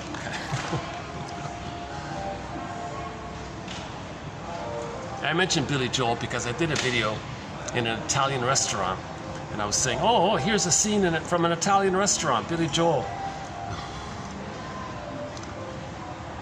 He's got a song called Big Shot, so that's Edmund Burglar's theory about when stingers make friends, they just take turns playing Big Shot with each other. They just trying to, you be grandiose for a while, I'll be grandiose for a while. We take turns playing Big Shot. Because they don't have care, like empathy for the other. They're just it's a utilitarian thing. So the baby's in a utilitarian mode with the breast. So if the baby's traumatized before 18 months, their relationships later on in terms of cooperation with others, it's just taking turns playing Big Shot. And there's the covert deal is no feelings, no loss or no sadness. That's the toxic masculine attitude. Okay? Deny it all, and don't be fill in the blank and all this. So we'll take, okay, you can be grandiose and say how important you are and how others are no good, and I'll take a turn. They take turns playing Big Shot. Okay, so, and if somebody goes beyond, like if somebody enters into the depressive position, oh boy, you broke the deal. I'm too uncomfortable by this. The relationship can end suddenly because you broke the unconscious contract. So Edmund Burglar is one of our mentors. He has a lot of interesting theories. 24 books, 300 papers. Edmund Burglar, one of our mentors. We got a lot of his material in our collection here. You know, 1001 Windmills of the Mind, oh my God, to the best of my knowledge, really is the only source of the best ideas from Edmund Burglar. He's the guy, I think he's the main guy to help make psychoanalysis popular in the 50s. He was a big name back in the 50s, and his articles appeared in all of the major magazines, Cosmopolitan, all these major magazines. They had his articles and his books, like Divorce Won't Help, and, you know, and The Basic Neurosis, and, you know, and Psychology of Fashion, Laughter, Money, all these. If you fill in the blank, the psychology of, and you fill in the blank, chances are he talked about it. And so in 1001 Windmills, if you type in Burglar, you'll get quite a few hundred quotes from him. He's a major contributor to this collection. But the main pillar of 1001 Windmills of the Mind is James F. Masterson's synthesis of developmental theory and object relations theory. His approach is called the developmental object relations theory. Okay, where he synthesizes the work of Margaret Mahler, Melanie Klein, William Fairbairn. Okay, and then so there's that's sort of the mind side of this project here. Masterson, Klein, Mahler, Fairbairn. The heart side is Karen Horney, and sort of the gutsy side is Burglar, I just mentioned earlier. So in The Wizard of Oz, the mind side was fragmented with trauma. In trauma, the mind side is meaning the baby can't know what happened. So that's why the scarecrow is off in one place. And the loss of the feelings, the emptiness, that's the Tin Man, was off in another place. And the two being separated, that means it's disembodied, so that's the cowardly lion. See? So we have to be like Dorothy and kind of bring it line it up again. Okay? Link the mind side to the feeling side. So the scarecrow and the Tin Man have to come together. And then it becomes embodied there, the lion is there. So now we're embodied like the lion kind of thing. So Dorothy is like the part of us that's trying to heal. Okay, so in trauma, we don't want to know the event. So that's the scarecrow in one place. Okay, the loss of the feelings, that's the Tin Man in some lonely, cold feeling kind of situation in another place. And there's no link there. There's no communication between the straw man and the Tin Man. So Dorothy had to bring them together. So we have to link it up. We have to make these links. Okay, we have to like make this kind of link. So knowledge of the event and the feelings around it, we got to link it up. Oh, this event happened. Oh, there was a knowledge. There was a story. So story medicine. We need a story. So the scarecrow represents. We got to find our story here. Then it links up with the loss of the feelings, the recognition of the loss of the feelings. Okay, then we're embodied. So that's the lion enters in. So now we're embodied. We can feel like an aurora or in the body kind of thing. Image for that. So we got to be like Dorothy here. So again, in myths and fairy tales, okay, and a story like Wizard of Oz, and so on, and you know, they're all symbols for psychology, inner life. So in a myth or a fairy tale, all of the characters in a myth or a fairy tale represent aspects, personified aspects of one mind. So every character in a myth or fairy tale just belongs to one mind. They're like dreams, soul stories. They belong to one psyche, one psychology, one mind. Okay? Like the image of Narcissus and Echo. Okay? If the person isn't loved, they're going to be frozen at that one archaic place of it's all about them. Okay? That means the feelings got disassociated, split off, okay? And either frozen, petrified, or turned to stone. So Echo turned to stone. In one version of the story, underappreciated point here, Echo turns to stone. Now we know that Narcissus turned into that little flower. That flower gives the illusionary thing, and it's a little addictive, they say. So he's always like a little god, so important. So that's that illusionary thing that flower apparently provides people. I don't know about that. But so again, the psychology of trauma where the person doesn't get out of that place, or the recognition all babies think they're just little gods like that. So the symbol for that is that little Narcissus, that little white flower. You can see it on the front cover of Alexander Lowen's book, Narcissism. You can see the flower on there. Right? So if a person doesn't develop past that place, okay, and then what happens is the feeling self gets disassociated, and then a character is created, a personification of that. So it's still one mind, right? So Echo and Narcissus just belongs to one mind. It's not separate characters, it's some kind of outer thing. Myths and fairy tales are true on the inside, not on the outside. They're true on the inside. They describe psychological dynamics, right? So in one mind or one character, if the child isn't loved, he may be frozen at that oneness, right? Narcissus looks into the pool of water, he's transfixed, that represents, so he's frozen, transfixed there. He still thinks it's just about him. Solipsism, just about him, doesn't care about others, useful, not useful, he's in that modality. Now what happened to his feelings? Okay, so either frozen like the woolly mammoth, petrified like the petrified frog in the Many Lives of Dobie Gillis, or in the Narcissus myth, Echo turns to a statue. Echo turns to stone. And we haven't played the song yet by Jeff Lynne, but a singer named Jeff Lynne has a song called Turn to Stone. So I'll finally get around to playing that song. Not a great song or anything, but it does acknowledge this issue that when there's trauma, we may feel like hardened like that, or petrified, or frozen, that kind of thing. That just means going through the motions of life, right, kind of thing. We're not feeling this embodiment, we're not feeling the radiance of the body. Okay. Yeah, so back to the idea of 1001 Moons of the Mind. So so burglar was sort of the gutsy side, the lion side. Karen Horney sort of a heart side, and Masterson, Mahler, Klein, and Fairbairn sort of the mind side. So they're sort of our main mentors here. Developmental object relations theory, okay, that's the mind side, plus the work of Edmund Burglar, that's the body, gutsy side, and plus the work of Karen Horney, sort of, she's the most compassionate side.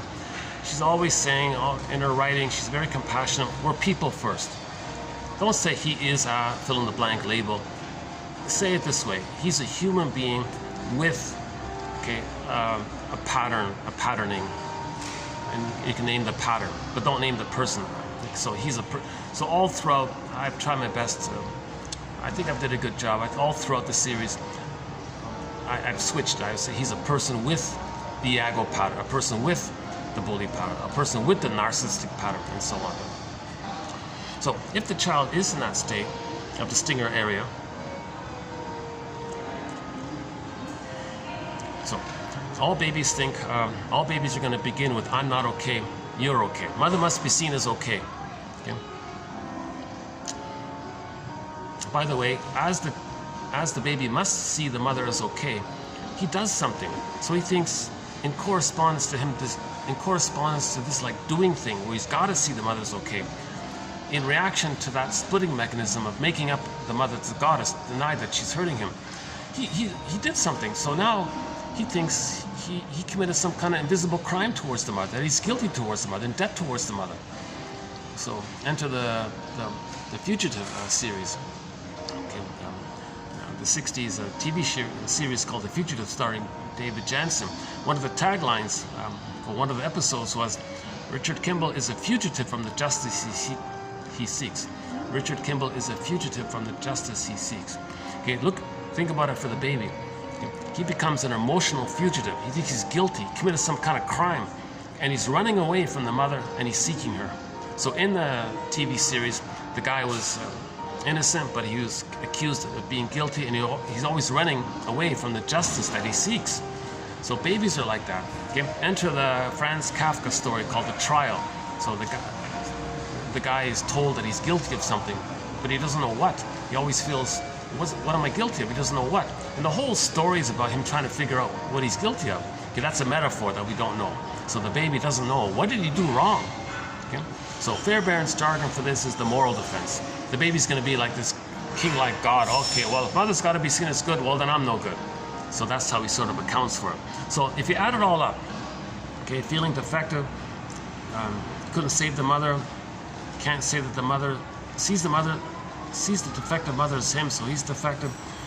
Okay, and then the guilt area. He adds it all up. All babies begin temporarily with "I'm not okay, you're okay."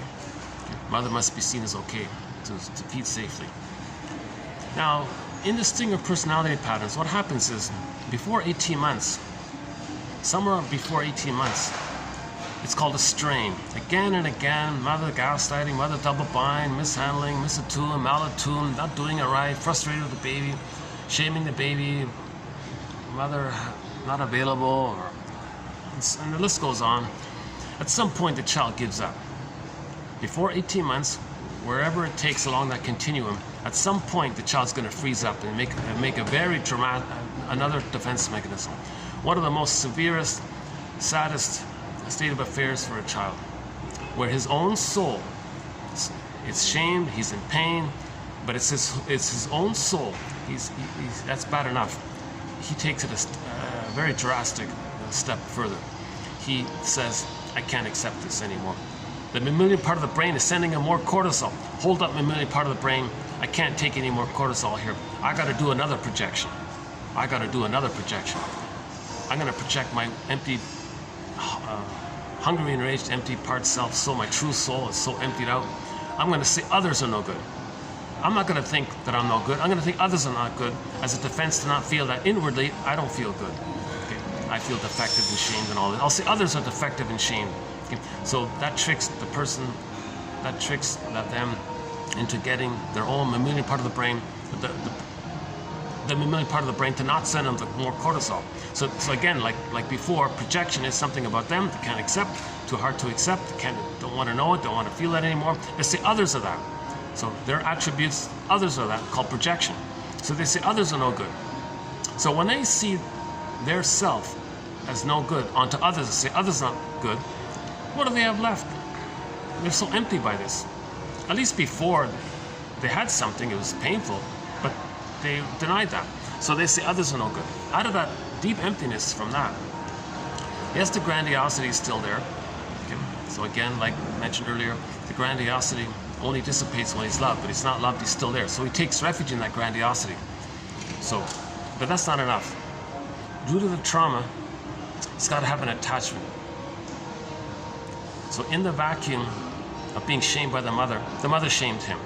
He says, oh, okay, well, I'll just be the shaming mother. So the shaming mother who shamed him, he'll be that, shaming himself, seen onto others. So that's a huge trauma. So the mindset's going to be that others are not okay, meaning himself projected onto others. So he says others are not okay, others are no good, etc. He's talking about himself seen outwardly in that mechanism called projection. Now he holds on to the grandiosity of him still being a little god, so that's the I'm okay part. Plus he's merged with the powerful mother, so that enhances it. Plus the mechanism of repetition compulsion. When there's trauma, to stay attached, he's got to do to others what his mother did to him, to stay connected to the mother who did that to him. So mother shamed him, he'll shame others to replay how the mother shamed him. Mother gave him emotional poverty, he'll want to see others impoverished to reenact how the mother gave them emotional poverty. Mother exploited, used, didn't care. He'll do that to others to reenact how the mother did to him. So when there's trauma, we repeat, we reenact. It spins it around. That's the whole. Now we enter another mechanism called repetition compulsion. Okay. So my guess is that when the baby's nursing, mother, I need love, not shame. No, no, no. Spin it around. No, because timeless, no time. I need love, not shame. Spin it around. No, and it happens again. No, love, not shame. He's going to, no, mother, he spins it around. So now it's going to become engraved on a record. So imagine a vinyl disc record, it's becoming engraved on there. Okay. Enter Edmund Burglar's, one of his best quotes. Every neurotic, the petrification of infantile conflict that's repressed. Okay. It's neurotic to not enjoy the present. It's neurotic to still see the present as the past. Okay, Greenberg, you have trouble living in the present, so you're dwelling in the past. Okay, so every neurotic is a music enthusiast, but he only has one record. He carries this one record with him everywhere he goes. In every new situation where he sees a record player, he's going to spin off that old record. So in every new situation, he's still doing that. Mother, no, not shame, I need love. Okay. Now, the reenactment can take two forms. Either it's direct, where he goads others to shame him, how her mother shamed him, that's more benign, or he identifies with the aggressor and then shames others to replay how the mother shamed him. So he's still spinning it around. Okay? The positive intention of this is that if they spin it around, the baby. Okay, the fantasy is that when they spin it around, maybe they somehow they can get the needed outcome that they're supposed to get. Maybe they can get the love that they're supposed to get. They're trying not to get that pain experience. They're trying to get the love that they need to not freeze and have their golden ball and feel real and all this, right? So that's why they're not enjoying. That's so that they're going to distort the present, misuse the present, make up the present, misperceive the present, say whatever they want about the present. It doesn't matter. They're still dwelling in the past.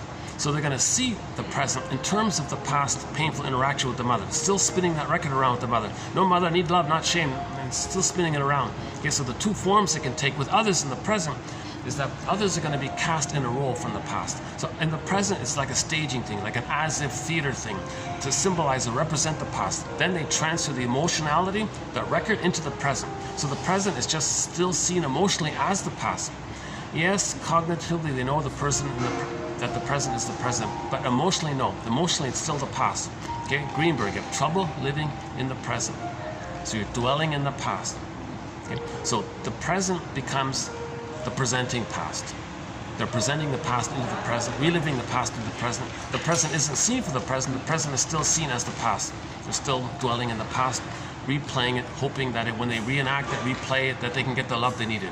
Maybe they think they can undo it or change it or make somehow magically the mother will provide the love that the child needed when they keep replaying it. So they're going to keep on spinning it around with the hope that they're going to get the love that they needed from at that time. Because again, the baby's traumatized in a state of timelessness. It's infinite mourning. It's insatiable. It's infinite, timeless. Okay? So they're just spinning it around again and again like this. So again, the reenactment can take two forms. The sort of the direct one, mother shamed them. They go through life in the present, make impossible tests on people, make themselves difficult people, make themselves unappealing, be passive-aggressive, all sorts of tricks, goad someone to reject them, to replay how the mother rejected them. Okay? Now, the more in the stinger category, it's more complicated. They're grandiose, so they're going to identify with the aggressor, and they want to shame others, and it's addictive.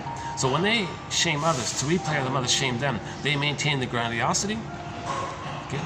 The mother position. The mother felt safe by shaming them. They act like the mother. That's the Schadenfreude. Because they shame others, they feel safe with the mother. They get pleasure, unconscious pleasure, by this negative behavior towards others because that links them to the mother and because they become her. And they can't leave her because they're merged with her. They're doing this again and again with the hope that somehow magically the past will change. But there are no time machines, even if they shame someone in the present. Okay? The person in the present isn't going to say, wait a minute, are they shaming me because they're trying to, because that means when they were a baby, the mother shamed them, and they're acting like the mother shaming me to replay how the mother shamed them, and they're caught in this repetition compulsion, the fantasy that by shaming me they can change what happened in the nursery. Is that what's going on? Okay, well then let me help this person here. I'll invent a time machine. The two of us will hop in the time machine. We'll go back to the nursery. all become like the good breast mother that the person needs. They'll become the baby again. We'll be back at that time, and now the baby will get the proper soothing and the reverie, the attunement, the maternal experience. He'll get his wiring laid down. Okay, we'll hop back in the time machine, come into the present, morph into our respective places, and the projector will say, hey, I can enjoy the present. I don't need to see you in terms of the past. I don't need to replay the past and the present. I can enjoy the present. I'm okay, you're okay. Let's be creative and play kind of thing. Let's in a warm, generative way. Let's create and do something healthy and loving. That's the normal state of affairs. Okay? But that's not going to happen. There are no time machine, no morphing machines. You can't. Okay? And the obvious thing, the person in the present can't be the good breast in the past. It's pretty simple, right? So it's not going to work. Paul Libby Russell, TQ 2119, says a person can have 20 lifetimes replaying the trauma with others in the present. So the present, again, is just a staging thing, some kind of symbolic thing that's good enough to represent the past, to see the emotionality of the past into the present, and then relate to the present as if it's still the past. They're going to relate to the present as if it's still the past. So they're going to replay, they're going to spin it around again and again. Okay? So if in the Stinger personality patterns, they've identified the aggressor, they're going to replay it by shaming others to replay the mother, shame them. They're going to do it again and again. Now, if the baby does get enough love at 18 months, and he still can hold on to a soul. Yes, he's sensitive, he's wounded, he's hurt, he's shamed, but he still accepts that I'm not okay, you're okay, original setup. He's still on track of I'm not okay, you're okay. Okay? That's the more human area. He's accepting the reality that he feels not okay, mother's okay. Now the Stingers, they've given up on that. They're in that godlike mentality. They've given up on the more human side of issues, the feeling sensitive. They hate vulnerability, they hate tenderness, they hate affection, they hate any kind of like the feminine principle, the golden ball area, everything that's related to joy and sadness. Okay? Now Schadenfreude is not joy, that's a perversion, that's like a disturbance. That's just chemistry and all this, pain relief and chemistry and all this, addiction, narcissus flower. That's Schadenfreude is not the joy area, right? That's some brain chemistry in the survival area of the amygdala.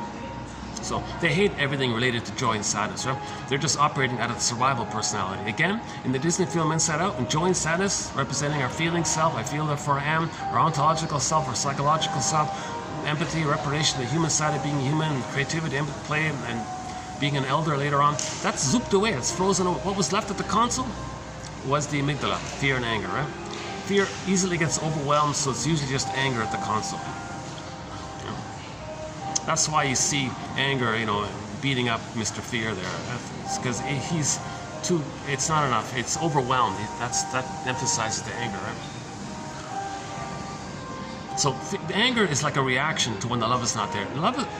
Hate and anger is not primary. That's not the normal state of affairs. Okay? That's just a reaction to trauma. Anger is just like a reaction to when there's trauma.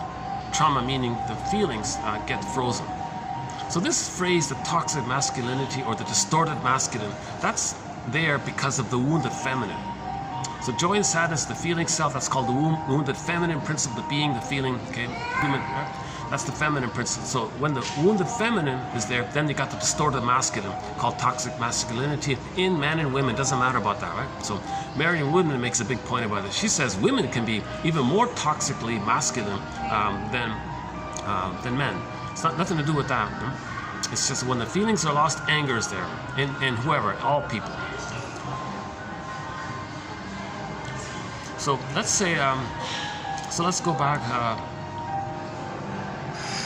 to the idea that the child can still hold on to his wounded soul post 18 months, but he's frozen between 18 months and 36 months.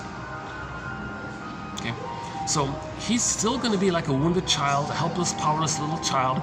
He's still going to think he's not okay. So he's going to become the clinger, the pleaser, still trying to please, still looking for a good mother, a good parent or something to resume development.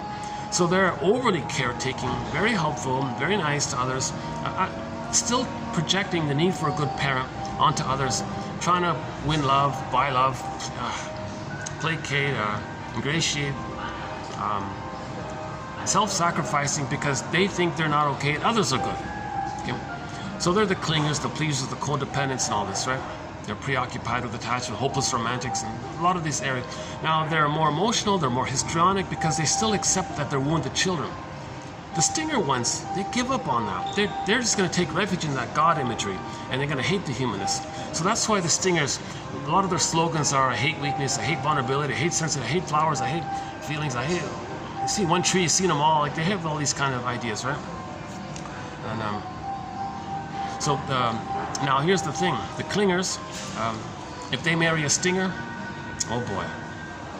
The stingers thrill because now they have somebody to shame, damage, and all this. They have to replay how the mother hurt them. They want to hurt others. To replay how the mother hurt them. They're married to mom. They don't care about the person they're hurting. They just want to reenact what happened to them. So the clinger partner will be seen as the wounded innocence, and they'll reject their lost innocence onto them, see their wounded innocence onto them, shame the clinger to replay how the mother shamed them. They're stuck in this loop. Okay? Now the clinger doing this says, oh yeah, well that makes sense because I'm not okay and others are okay. So they actually see that the stingers are okay in a thing called sweet lemons. They're not sour and all this, they're sweet. They lie because they're still in the template of I'm not okay, you're okay. So they're going to see and distort the present of the clinger being not as okay. They're going to distort. They're going to distort it. They'll say that the clinger's okay. The stingers thrilled at this arrangement. They're thrilled. You're going to see me as okay? Well, of course, because I think I'm okay and you're not okay. It fits right in. So that's like a collusion there. So often the clingers marry the stingers. People with the narcissistic pattern, the bully pattern, they often marry people with the pleaser clinger pattern, right? Because it kind of complements like that. They think I'm okay, you're not okay. That's the more traumatized one. The clingers think in that painful childlike one, I'm not okay, you're okay. So they fit like that. Now the clingers doing this, they're going to regret it. It usually takes them 6 to 7 years to realize that the whole time they're nice to them, they're being hated and shamed by them. So they finally leave and write a self-help book called Codependent No More. Okay, so it's a surprise. They're just surprised by this. But it was a collusion because they were desperate to see someone who can help them in their development. Stingers don't know what you're talking about. All they want to do is shame the partner, the clinger. So that's the whole sort of area there about the stingers and the clingers.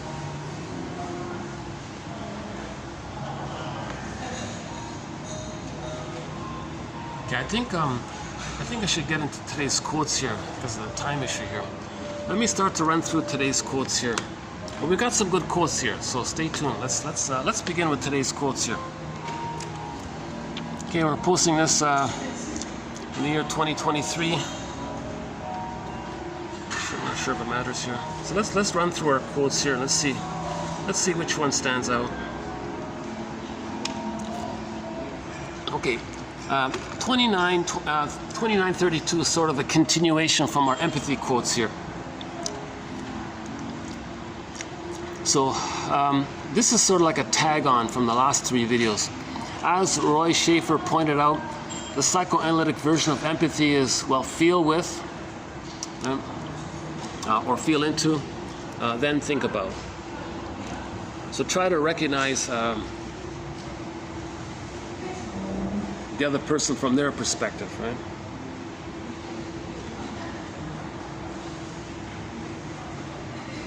Maybe I can, hold on a sec. Let me get out the main one that we did.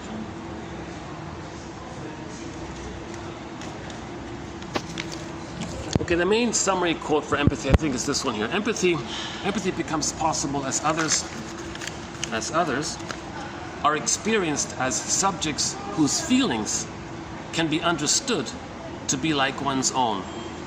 Again, empathy becomes possible as others are experienced as subjects, people, subjectivity, feelings, people, subject or subject, whose feelings can be understood to be like one's own. That's empathy, right? Alice Miller has a good one. Alice Miller says, we can liberate ourselves if we are prepared to face emotionally the truth of our childhood, to develop empathy for the child that we were, and to thus understand the reasons for our fears.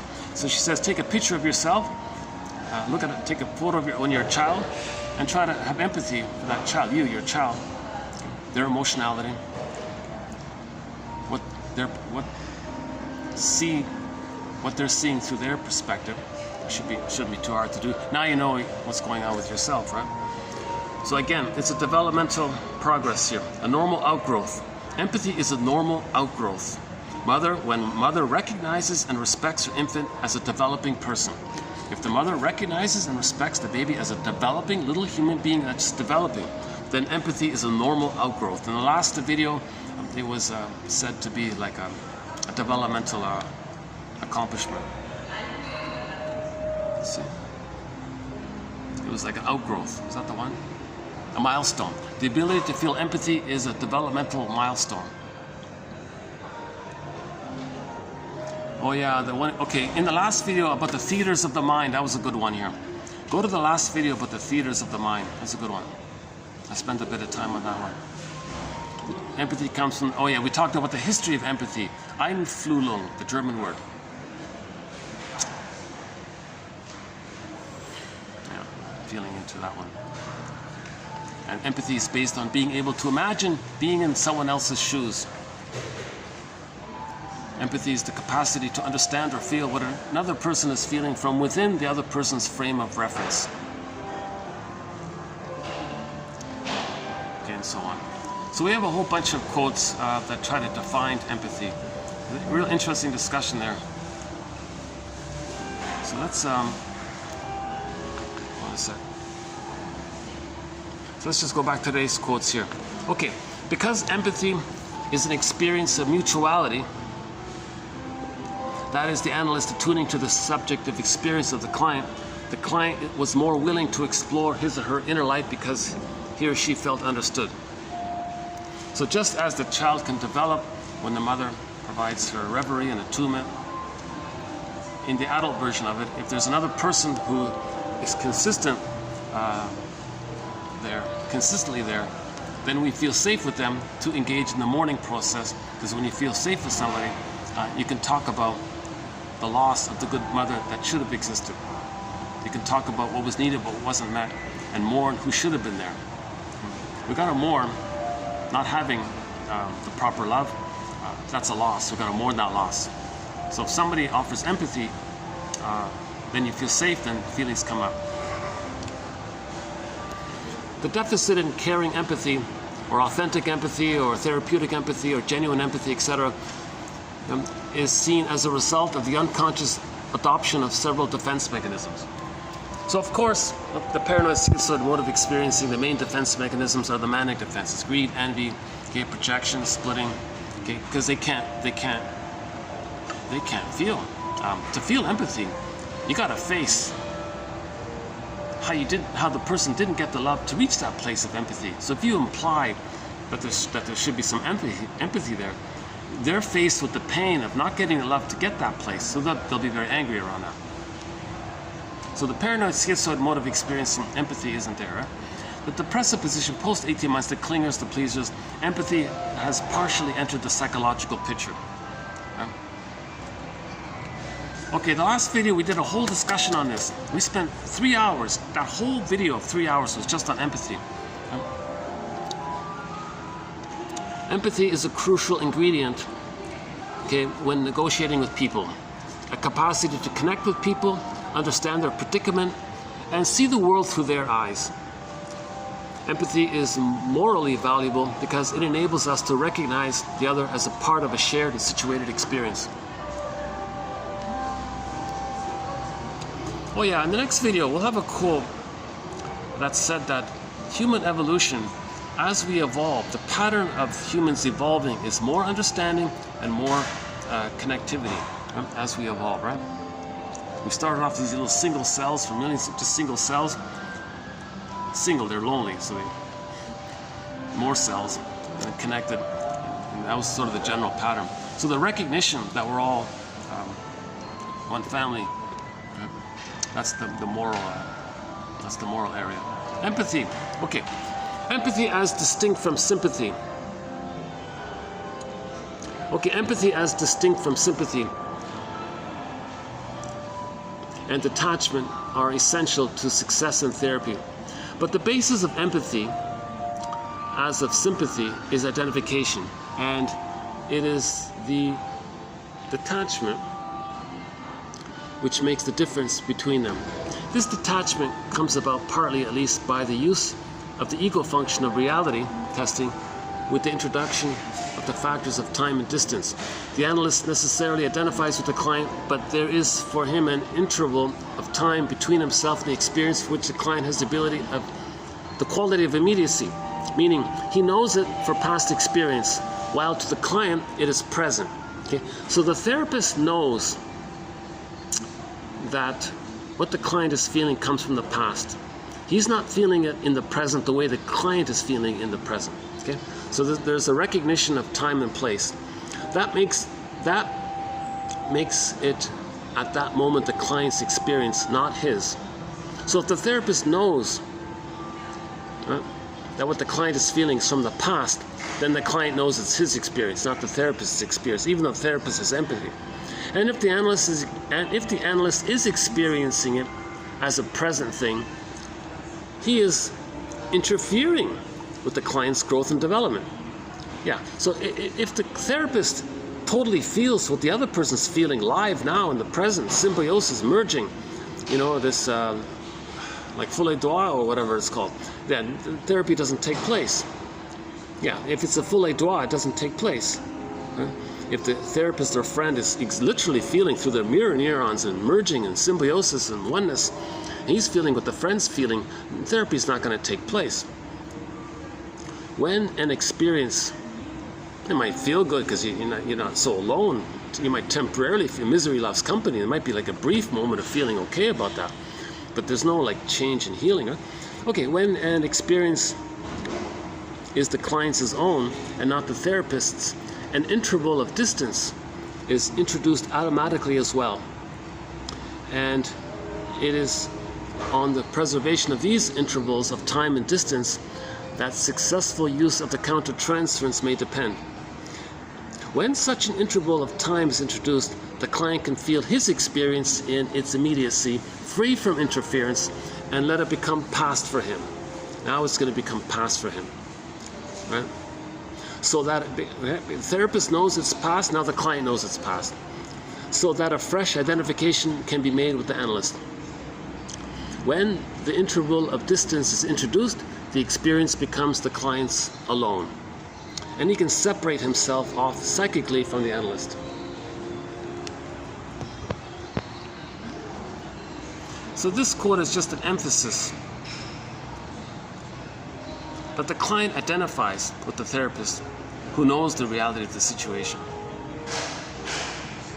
The reality of the situation is that the client is experiencing the past and the present. The therapist knows that, the client sees that, then he can see it for himself finally. Okay, next one here. The lie that Peer Gynt could be good enough, not true to himself, drove him to give up involvement with or commitment to all that's human. Okay, so Peer Gynt, some people just say he's the garden variety narcissistic pattern. Some say he's much worse than that, he's more the psychopathic area. And he just said, yeah, I am everything, I'm God, I'm true to myself, I'm going to be like a God. He wasn't true to himself. He says, when he says true to himself, he means true to the illusion that he's a little God. So Karen Horney talks about this. So we have a thread on the Peer Gynt story. So it's just a quick little add-on to that one, right? So he rejected the humanists, right? He he didn't care about others, broke up people's weddings and had these affairs, didn't care. So he was extremely selfish. At the end of life, he spoke to his soul. Solvik was his disassociated soul. For what Echo was for Narcissus, similar dynamic, Solvik was for Peer Gynt. So Peer Gynt, his soul was disassociated, this dreamy like woman off in the distance called Solvik. At the end of the story, he said to Solvik himself, okay, where have you been all my life? And she said, are you kidding? I've been here all along, but you just rejected it. Just like Narcissus rejected Echo. Similar idea here. Okay, we have a thread on emotional eating, and to highlight it, the shrink made a reference that alcoholism was the merging with the mother. So here's another quote in this area by Margaret Little here. An alcoholic seeks to restore the basic unity between himself and his mother, which was disturbed mainly at an early oral development. So that's why the clingers and the pleasers, maybe they just eat a lot of cookies and things. But the stingers, they might smoke and be more alcoholic, because there's this urgency to demand the mother. So the alcohol is like a demand, mother, be one with me. Where are you, mother? So the alcohol is like a demand for the mother. They must have the mother. So there's like that more trauma at that earlier place, and they can't accept life without the mother. So the alcohol has that more intense capacity to trick the mind, to create this blurredness, and that can trigger some kind of escape. How as a baby they were in this escape world with the mother, something like that. If the mother herself has to keep her own infantile omnipotence because of failure of her early environment,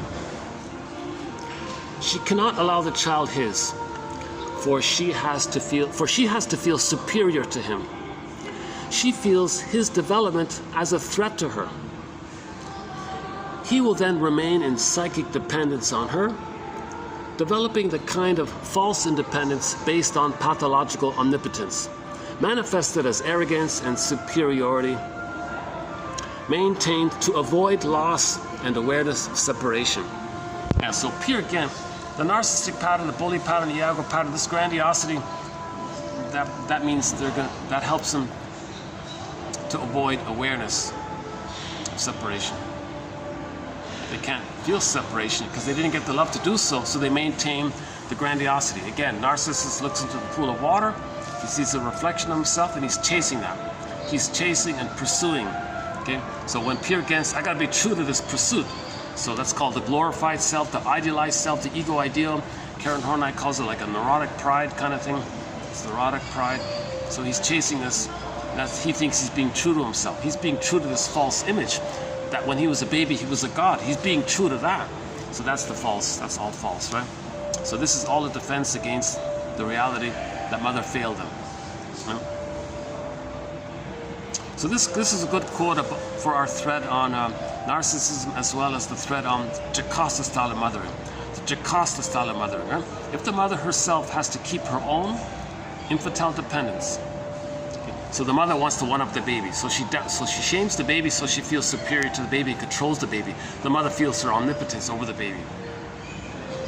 See, so if she's stuck there, if the mother has a narcissistic pattern, she doesn't want to tolerate the child being autonomous. She feels unneeded, so she wants to maintain her infantile omnipotence over the baby. She's not going to allow her child his importance, for she has to feel superior to him. She feels his development is a threat to her. Then what's the result? He becomes dependent on her because he has no choice. So what does the child do? He'll take refuge in the image that when he was in the womb, he was one with everything. So that leads to arrogance, superiority, as a defense against what happened to him, right? A couple of more from Miss Little here. Okay, it brings great relief to a client to find that irrational behavior on the part of his parents was not intended for him personally. So that's part, we can add that to our forgiveness thread. We have a major thread on forgiveness. The mother doing this was in a compulsion. She's trying to replay what happened to her because she has the fantasy that by doing so, she can change she can get the love that she needed in the nursery. So she casts her own child into the role of her innocence, shames her own baby to reenact how she had been shamed by her mother. Repetition compulsion. Wasn't personal, she's just in this compulsion, meaning the pain of being shamed by her mother. So this is called intergenerational trauma. Okay, so this recognition of intergenerational trauma by this psychology maybe helps in the forgiveness area. Right? Unconscious and uninterpreted countertransference may be responsible for the prolonging of analysis. So we hear this a lot, that why is the guy in therapy for like 20 years and he hasn't gotten better? That's because the therapist is transferring his needs onto the client and is using the client to meet his needs, and the whole thing is prolonged because of that. Okay, here's a very good one. Okay, if you get one thing out of today's video, this has been really not one of my better videos, But if you're gonna get one thing out of this video, I think it might be this one here by Margaret Little. It's part of 2393. She says here, unconscious mind is timeless and irrational. Unconscious mind is timeless and irrational. Quote, it might think, the unconscious mind might think, that the traumatized baby's mind might think, well, what's yours is mine, and what's mine is my own, not yours. Or, what's yours is half mine, and half the other half's mine. So therefore it's all mine. Right? So the traumatized baby's mind might say this. Well, what's yours is half mine, and half of the other half's mine. Therefore it's all mine. See? These are infantile ways of thinking which are used in relation to feelings and experiences as much as to things and countertransference. And countertransference becomes a hindrance to the client's growth when the analyst uses them. The analyst becomes the blind man leading the blind. Okay. So they can't accept any kind of empathy or response. They'll flip it around, twist it upside down, double think, very irrational thinking. This is like no matter what you say, they'll discount it, gaslight it, flip it around, upside down, say the good thing that you said, they just said the good thing, and the bad thing they said, they think that you said the bad thing, and it's chaos. Alice in Wonderland in the unconscious. No time there, very irrational. So in the paranoid schizoid mode of experiencing, there's a lot of double think. Okay? When the mother shamed them, and they've identified with the aggressor, to stay attached to the mother because they become her, and to replay what happened to them, they're going to shame others to reenact how the mother shamed them. At that moment, they're going to feel the pain of the original pain that the mother shamed them. Okay, so what are they going to do? Now they're the victim. Because of the fusion, they acted like the boogeyman, let's say. The other's the victim. They feel badly from the past. They're going to now take the victim image of them, and say they're going to fly the boogeyman image and say that the victim just shamed them. So they shame the victim and they'll say the victim shamed them. Very irrational. Because of the fusion. Self and the other are blurred. It's one there, right? So they can act the aggressor, feel like the victim, and say the victim is the aggressor. They can flip it around. They'll co-opt the goodness of the other and say that they're so good, and see their hurt and woundedness onto them and say they're no good. So it's extremely irrational. That's why if the therapist offers an interpretation or empathy, oh boy, it exposes their inability to be helped. They have envy, hatred of the good. An interpretation or empathy is seen as goodness. They hate goodness, so they gotta squelch it, shame them for it, attack them for it, kind of thing, verbal abuse against it. So they maintain their grandiosity. So therapists are trained in these books. If somebody has the paranoid schizoid mode of experiencing, it's sort of a whole different approach. And there's a big debate about all this. Searlands talks about it. Masterson talks about it with the narcissistic pattern. He has an approach called, for them, not the bully or the Iago and the other ones, for the narcissistic pattern, he says he achieved some success with a thing called mirroring interpretation of narcissistic vulnerability. Okay, it's a very delicate kind of idea, and it does have some effect that way. And he writes in the books, the clients say, I don't know how you did it. Normally I'd be enraged with feedback, but the way you gave me that feedback, okay, I think I can accept it, kind of like the sides, it goes around a little bit, right? So that's a very helpful thing that Masterson has provided. Mirroring interpretation of narcissistic vulnerability. Well worth reading his books to study this point. Masterson's sort of our key one. He's one of the. All 6 of our mentors are key pillar mentors, but Masterson really kind of. I feel like he's really he synthesizes a lot of things, right? And made a lot of unique contributions himself. So Masterson's work, a good place to start with Masterson's book is The Search for the Real Self. I think he's got like 15 books and a few papers. So a key point here, if the child is traumatized before 3, they're going to think without care about time, without care about place. The present is the past emotionally.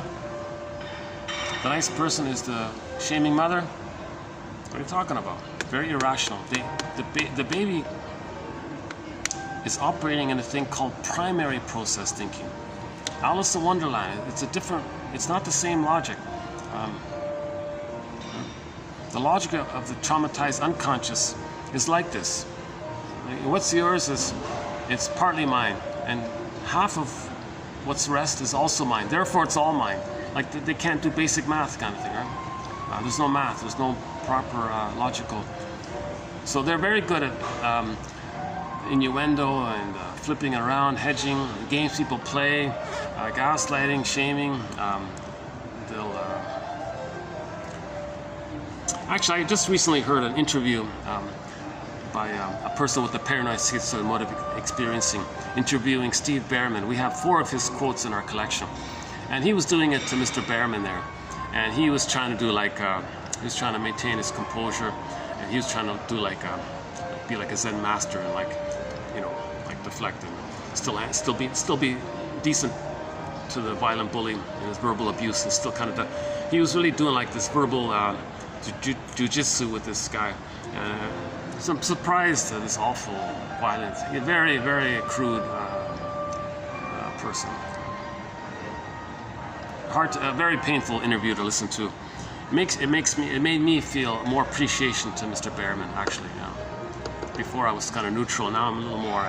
I recognize him a little more. You know. That's the one thing. You know. But that guy, he was doing it. Behrman would start to answer. Just as he started to answer, he'd cut him off and throw him like a curveball, like of some ridiculous question. And Behrman would like start in on it. And it looked like he'll cut him off and then throw another like curveball in some other way, and then shame him. You didn't answer the previous one, because he cut him off. Like he was doing these very shaming things and blaming him, and then and he, like a whole hour of that, right? And Behrman, you know, he held his ground. He was like verbal kung fu or whatever it is, verbal judo or whatever it is, aikido, a verbal aikido or something. And it didn't work. So the bully tried to goad him to make him upset. He was trying to pick a fight. Now Behrman never gave him an interpretation, because that would start a fight. Because the bully would get really enraged. So Behrman didn't want it. He was a gentleman. He didn't want to do that, right? Because he knows he can't offer feedback. He can't point out to him he's acting like an irrational, hysterical, violent, crazed child or something who's on meds or something. He can't do that, right? So he just maintained his jiu-jitsu kind of routine. But, and I remember at the end of it all, when the call was finished, he was mocking him. This guy's supposed to be funny. I didn't find anything funny, because he's sadistic. It was sadism. He would only feel pleasure if he got Mr. Behrman to be upset and hang up the phone or one-up him or something. But Behrman, he hit us, and I thought very few people can do that. Very few people can last for an hour deflecting and still maintaining a kind of helpful stance. You know, I think most people would have just hung up or something, or just not deal with that. You know.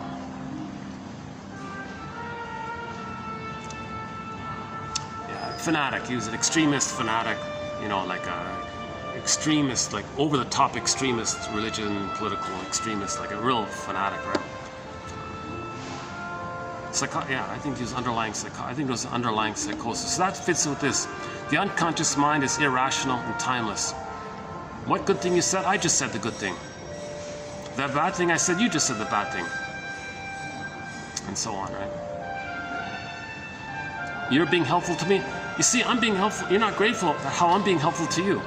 He just flips it out. He was trying to be helpful to him, and he wasn't grateful to him. He'll act like, he'll flip it. He'll say, you're not grateful to how helpful I am to you. He'll just co-opt everything, flip it around. Right? So that's the irrationality of the unconscious mind, and it's timeless. Yeah? Now, people who might like this person, you know, they have a similar psychology. They want to maintain their grandiosity. They want to attain their omnipotence. Like that quote by Margaret Little, the earlier one here. If the mother herself has to keep her own infantile omnipotence because of failure in her development, she can't allow the child his development, for she has to feel herself superior to him. Okay, so he's acting like the mother. So the way he was treated, Behrman, he's replaying how the mother treated him. Okay, him being crude like that, he's replaying how the mother was crude to him from his perception. So the mother feels that her child's development is a threat to her. So he replayed it.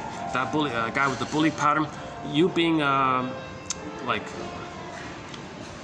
being real or something, that's a threat to me. I gotta squat. I gotta against it. It's a triggering. So every time Behrman wasn't triggered, he was triggered and would count an attack, right? So Behrman held his ground. I guess he has experience. He's in his 70s, so he's been around. Right? So we have four quotes from Behrman. We have time for them. And my favorite one is, "The truth will upset you free." I've used that numerous times. The truth will upset you free. So he calls himself a New Age comic, right? A cosmic comic. One of them is, in relation to that, someone asked him, "Hey, New Age comic, what's with this reincarnation thing?" His answer was, "It's funny how things turn out. Once there was this man who wanted to be wealthy in his lifetime. He was reincarnated as a pigeon and made a deposit on a BMW. Yeah, he did a little story. Sometimes he answers things with stories, right? Another one is, "We can all live like nomads, where I nomad at you and you nomad at me." Right? And someone asked him, "Are you a creationist or an evolutionist?" "Oh, I'm both. I believe we were created to evolve." So his main thesis is that humor has a synthesizing effect to bring two sides. Number one, it reduces tension. People feel safe and relief, but the joke brings things together and it includes things that was implied, and people feel safe because something was voiced. So the joke can include something. It's like a poem. It says something what others thought but couldn't say.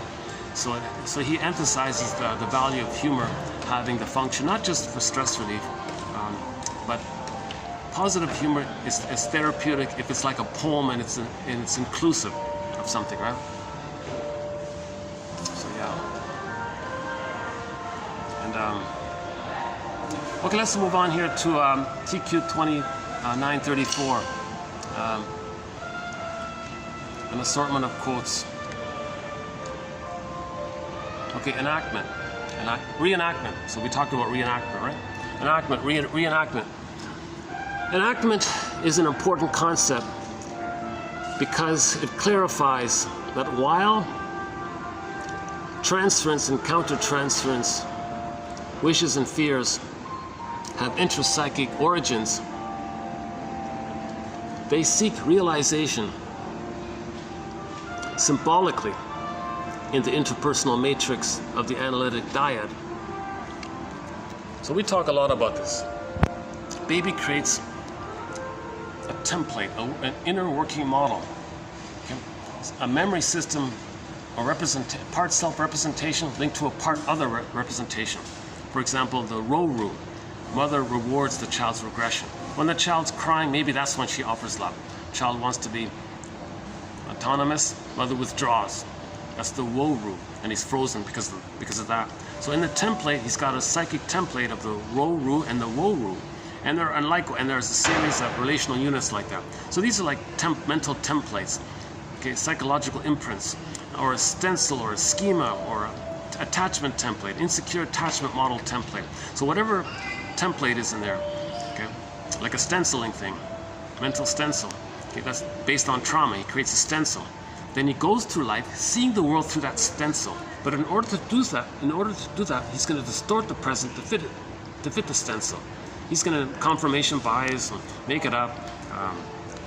a role inducement, try to induce people into roles to fit the stencil, because he wants to see the present as the stencil. That's him replaying what caused the stencil. He wants to reenact the pain, actually, thinking that if he replays it, maybe magically he'll get the love that he needed originally in the nursery. Repetition compulsion. So that's enactment, part of that. Envy is an attack on object relations in order to preserve omnipotence and self-idealization. One shrink has an abbreviation for envy. The baby can't tell the difference between the breast and his experience of the breast. If the baby's experience of the breast is that all of his feelings and needs are associated with too much pain, he identifies with the envy breast, not the loving good breast. Then to stay attached to the envy breast, the mother shaming breast, he's got to do to others what his mother did to him. The mother hated his goodness, so he'll hate goodness outwardly to reenact how the mother hated his goodness. That preserves his omnipotence, because all he has left is the omnipotence, right? That omnipotence only dissipates when he's loved. If he's not loved, he clings to that. The next one here, the BPD pattern, one on that one, right?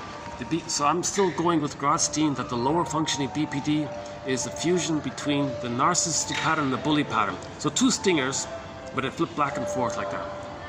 The BPD pattern refers to phenomena arising in an intersubjective field, a field consisting of a precarious, vulnerable self and a failing, archaic self-object.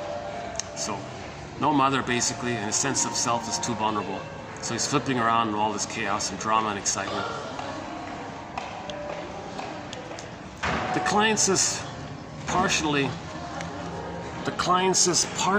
undifferentiated states are best understood as manifestations of revivals with the therapist of a specific need for immersion in a nexus of archaic relatedness. Okay. So if this in the psychological template, if the fusion is still there, he's looking to get fusion, a positive fusion, to resume development. This can be done by Eric Burns' Games People Playbook, or any kind of duplicity. Okay? All these logical fallacies and rhetorics, and,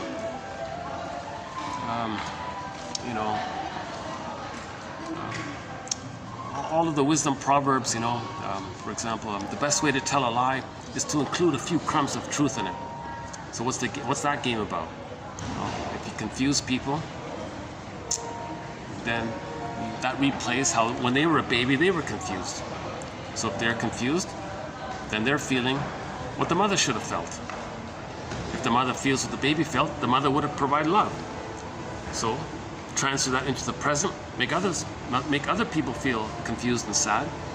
Then maybe that person will invent a time machine, take the two back in the nursery, and get the love that they need. It's ridiculous, it doesn't work. So all these games people play, duplicity, the rhetoric and logical fallacies, and advertising PR tricks, all these quote-unquote dark arts, let's say. I heard somebody recently use that phrase.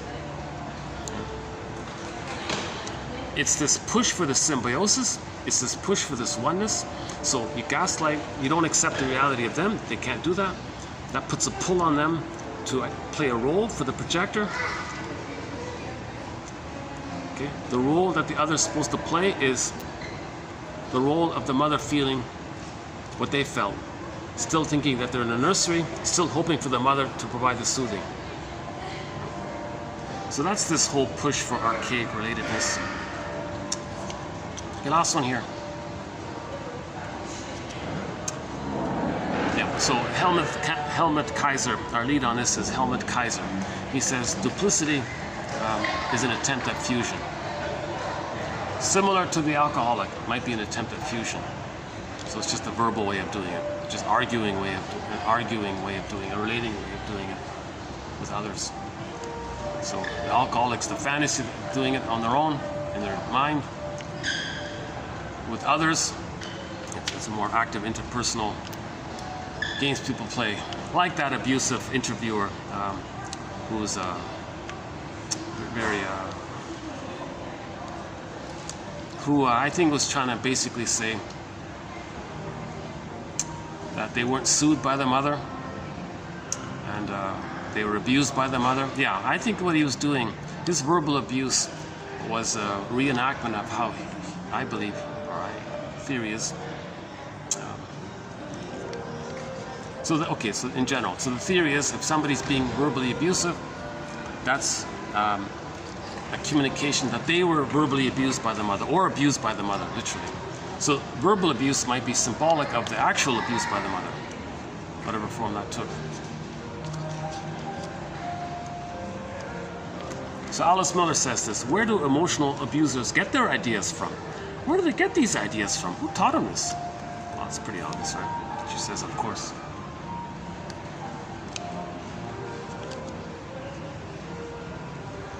The last one here.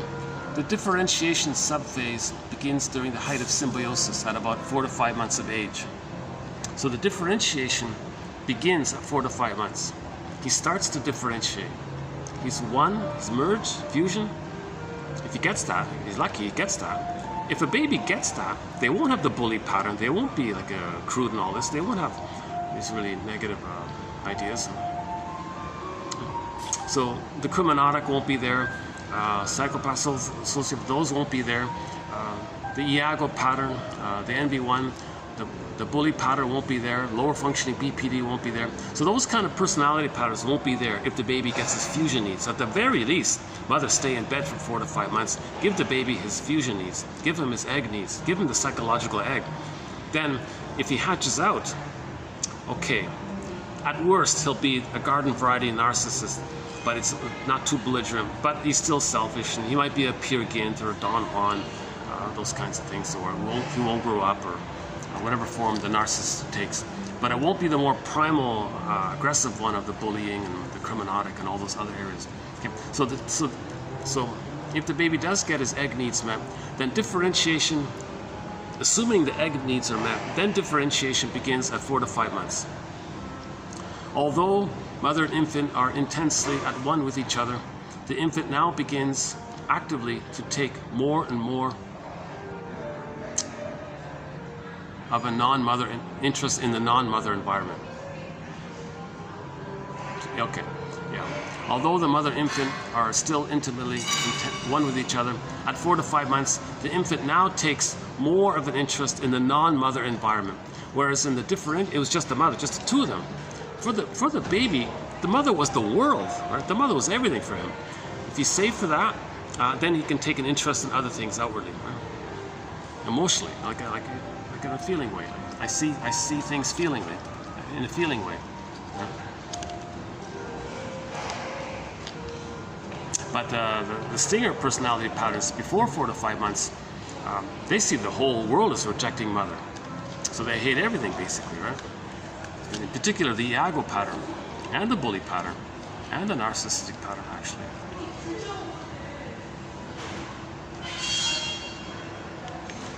Well, to my surprise, I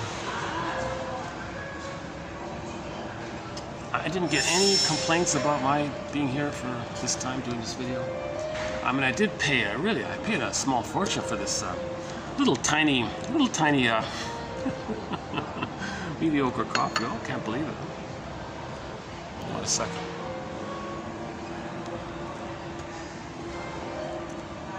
Okay, so these quotes are posted below. 2932, a little bit about empathy. But this one was just a tag on for the last videos. Okay, we did the Margaret Little quotes, 2933. Okay, and then an assortment of quotes, 2934. Envy enactment, BPD, okay, and then the archaic one and the differentiation one. With Margaret Little, we did the one about the unconscious mind being so irrational, and you know, it has a different mind. It doesn't think in a rational way, right? I mean, think about, I mean, it's it's more archaic than like the autistic mind or something, right? It's like, it's the guy in the hospital who's on meds who thinks he's Napoleon. It's in that area, right? It's this way more unreal psychosis kind of thing, right? Unconsciously. Even though superficially they can function in reality, but underneath they're operating out of the psychotic part of the personality, right? So yeah, that's an important point. So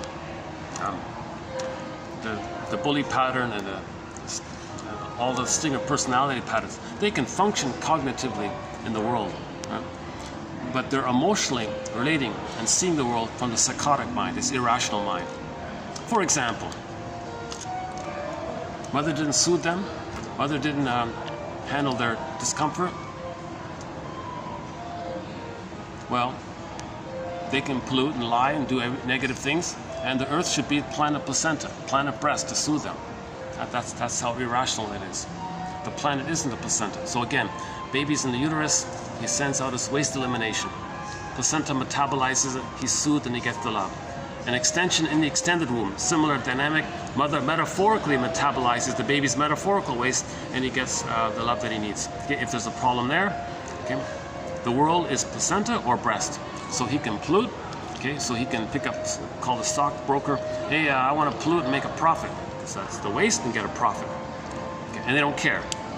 They haven't reached the place of care, right? So that's very irrational, right? To think that a person can dump 10 billion tons of plastic in the ocean and think that, oh, no problem, the earth can take it. Okay, they're operating from the memory of how the placenta can metabolize, but if there's a problem there, it's phantom placenta. They transfer the phantom placenta, okay, fly it onto the earth and say the earth is a placenta. Oh yeah, it's the placenta, the planet is the placenta. Dump 20 billion tons of plastic in the ocean, it'll take care of it, no worries, easy. They're not thinking rationally, right? Likewise with the breast. Okay, so in the taking in part, in the greed area, mother didn't provide the positive sweetness, okay, the maternal goodness. Planet breast, oh, just gobble in, just greed, just gobble in. Oh yeah, because the breast could satiate the baby's needs, but that was failed.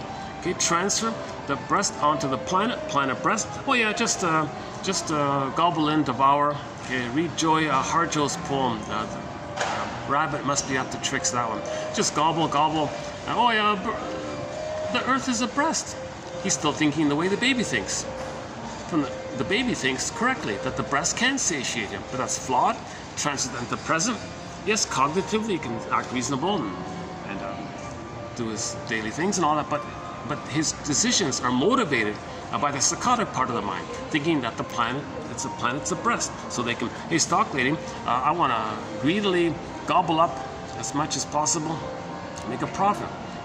Now the envy is underneath it. So the envy says, oh yeah, greed is cool, because greed destroys, and envy likes how greed destroys, because envy wants to see goodness damaged. There's envy there. And then the person doesn't care because they didn't reach the place of care. To reach empathy, the person has to be loved, but they didn't reach that place. They didn't differentiate from their mother. They're still fused in that archaic, timeless, irrational world the baby has. And so on and so forth. You know, we have a thing called the 39, now it's 39, yeah.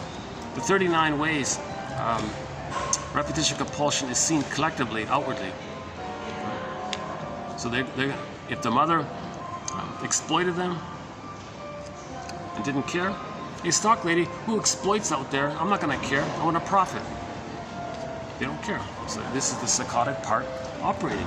It's an iceberg. Think about the iceberg metaphor. All that trauma, it's in the unconscious world. It's pretty powerful. Okay? So that's the iceberg metaphor. That's why we want to gradually make the unconscious conscious. That's why we need these 10,000 quotes and the whole psychoanalytic literature. We need this. 1001 Windmills of the Mind, I believe, is just like a sample, a very good sample, if I may say so, a very good sample of the psychoanalytic tradition. I believe it's a very good sample because I'm not a shrink. The quotes in here are selected for their clarity. There's not too much jargon here, you know. In other words, if I can understand them, I'm pretty confident pretty much everyone's going to understand them, right? Especially if you read all of the quotes on a topic. So for example, symbiosis. Type in symbiosis, read all of the quotes on symbiosis, and then you go, oh, okay, I get a sense now. Okay. Transference, likewise. For all of the major concepts, you'll get like 200, 300, 400, 500 quotes on a certain topic. Oh, for example, envy. You'll get like 300 quotes on envy, and it'll click. It'll thread up. It'll click.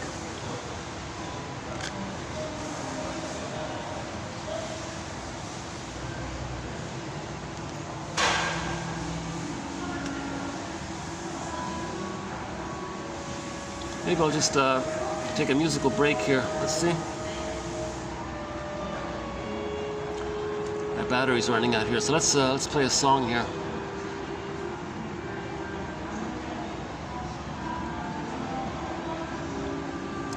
What about a song from Turkey? A band called Altın Gün. A song called Rakia. A song called what is it again? Rakia Su Karaman. Rakia Su Karaman is the name of the song, and the band is called Altın Gün. A song from Turkey here.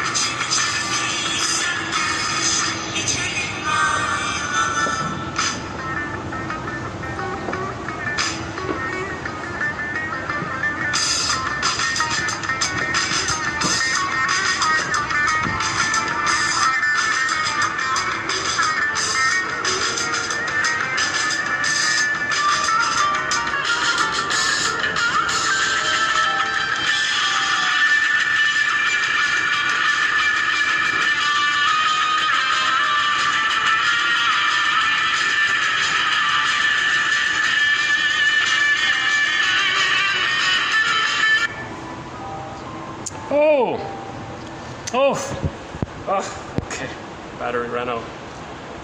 Okay, maybe I'll just start to wind down then. Yeah, I like the rain. I just noticed this reindeer here. Check it out. Yeah, that's nice. Does it show up here? There's a reindeer image in the. There's a reindeer image running in the. Let's see. How about this one here? I don't know how well it's showing up there, but. Okay, that's okay.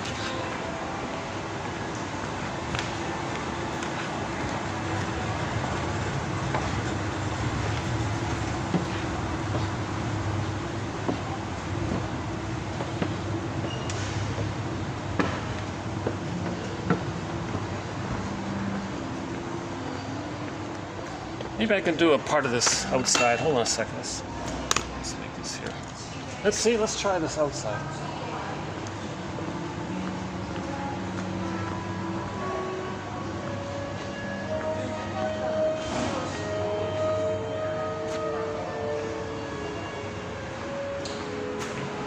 Oh boy, oh yeah.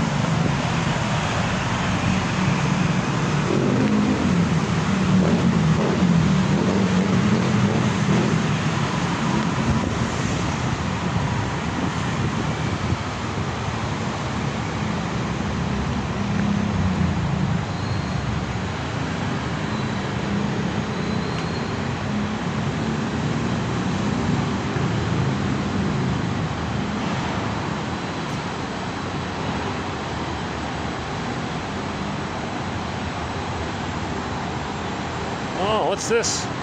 Let's see. Oh, that's all closed up. Huh? All right. Food station. Really? What's this? Oh! That's another entrance. Oh, I see.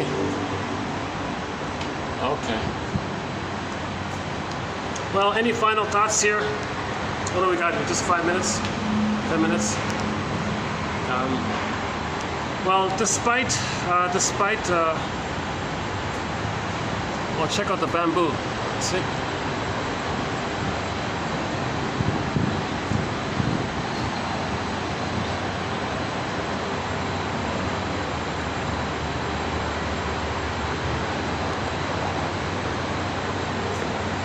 It's always nice to see the bamboo, yeah? Up the bamboo. Oh, the bamboo is kind of leaning for some reason.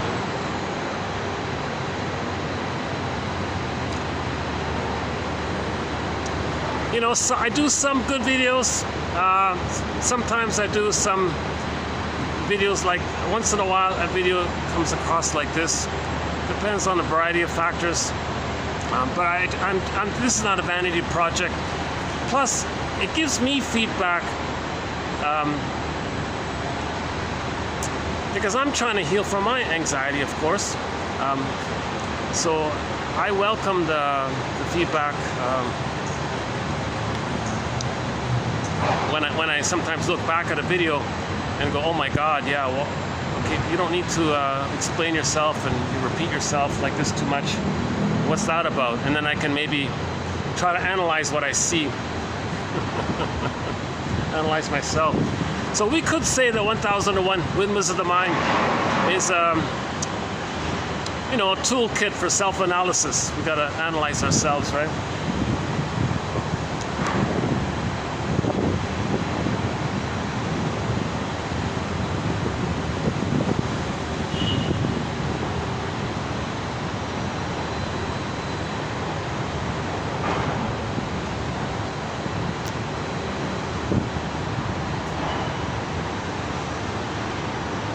Oh, they're the reindeers, yeah.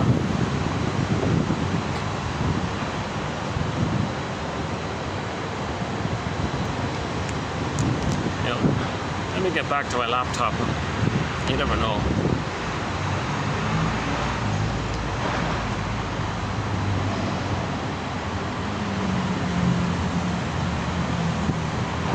Okay, there it is. There. Okay, we're okay.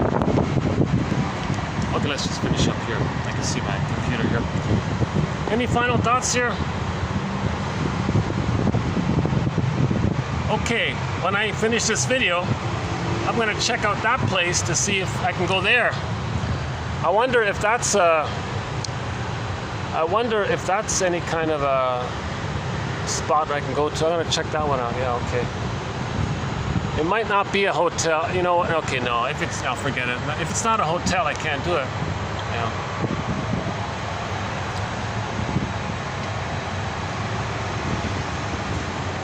I think my next video is going to have to be done in that Italian restaurant. Yeah. I've done 2 videos in an Italian restaurant. A little inconvenient and all that, but maybe I'll give this chance to give this. No, this is too I can't afford. This is too expensive. I can't do this here. I can't afford this. each video. Yeah.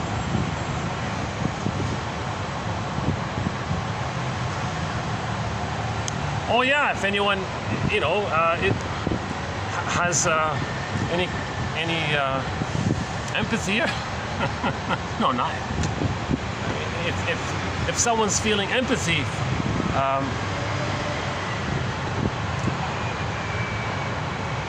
I think let's be more practical.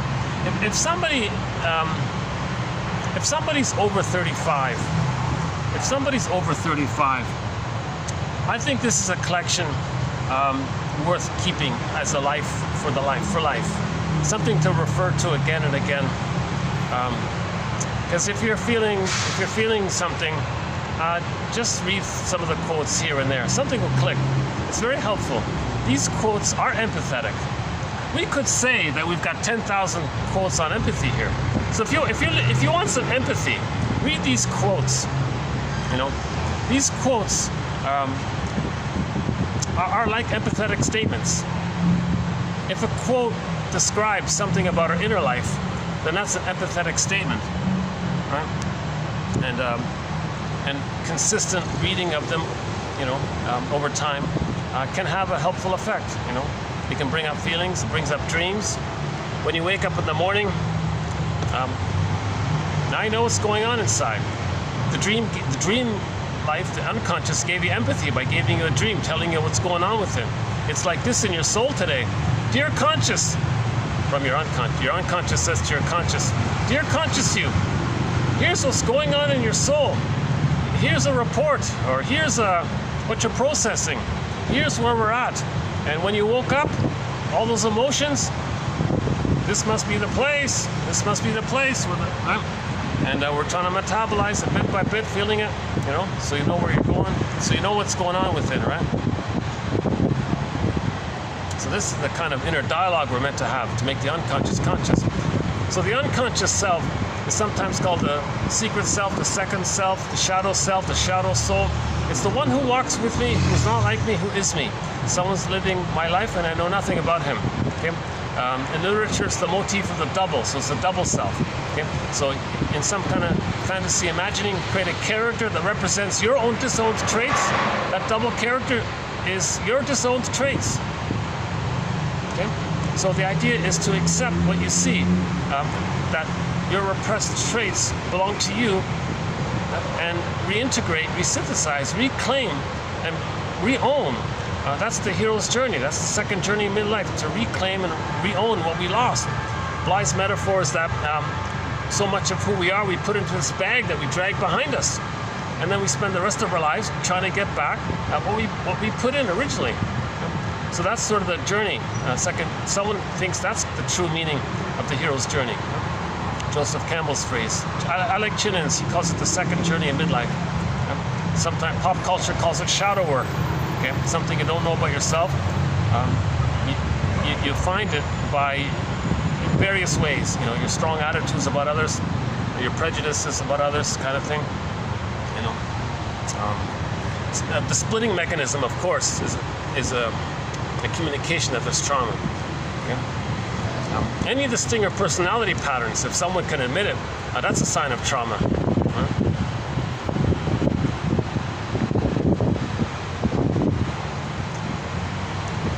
Projection is the means of bringing repressed material to consciousness.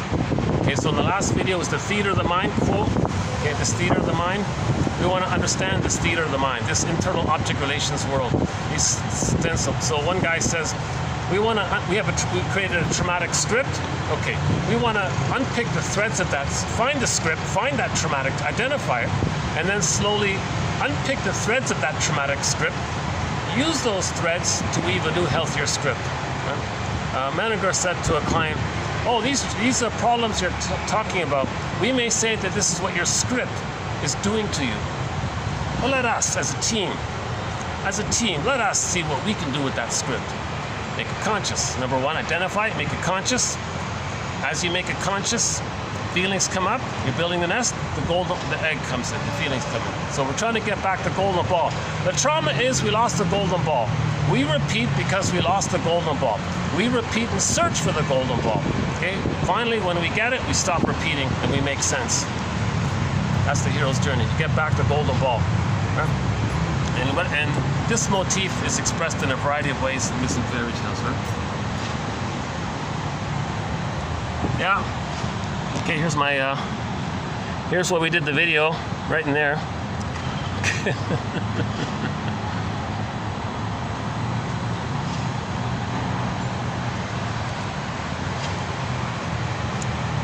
I gotta get used to this. This really has a different, honestly speaking, this has a real different kind of feel to this place. I'm not sure what it is. Maybe it's the combination of the location and, you know, this whole the feng shui theory. Let's look into that, the feng shui. Maybe there is an issue of like the energy flow, the wind, the flow, the height, the combination of factors. It can maybe have an effect.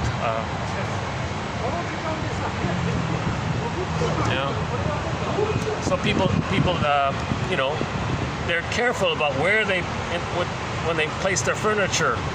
Oh, the sofa should be here. It feels good here. Things flow here. Get more light here.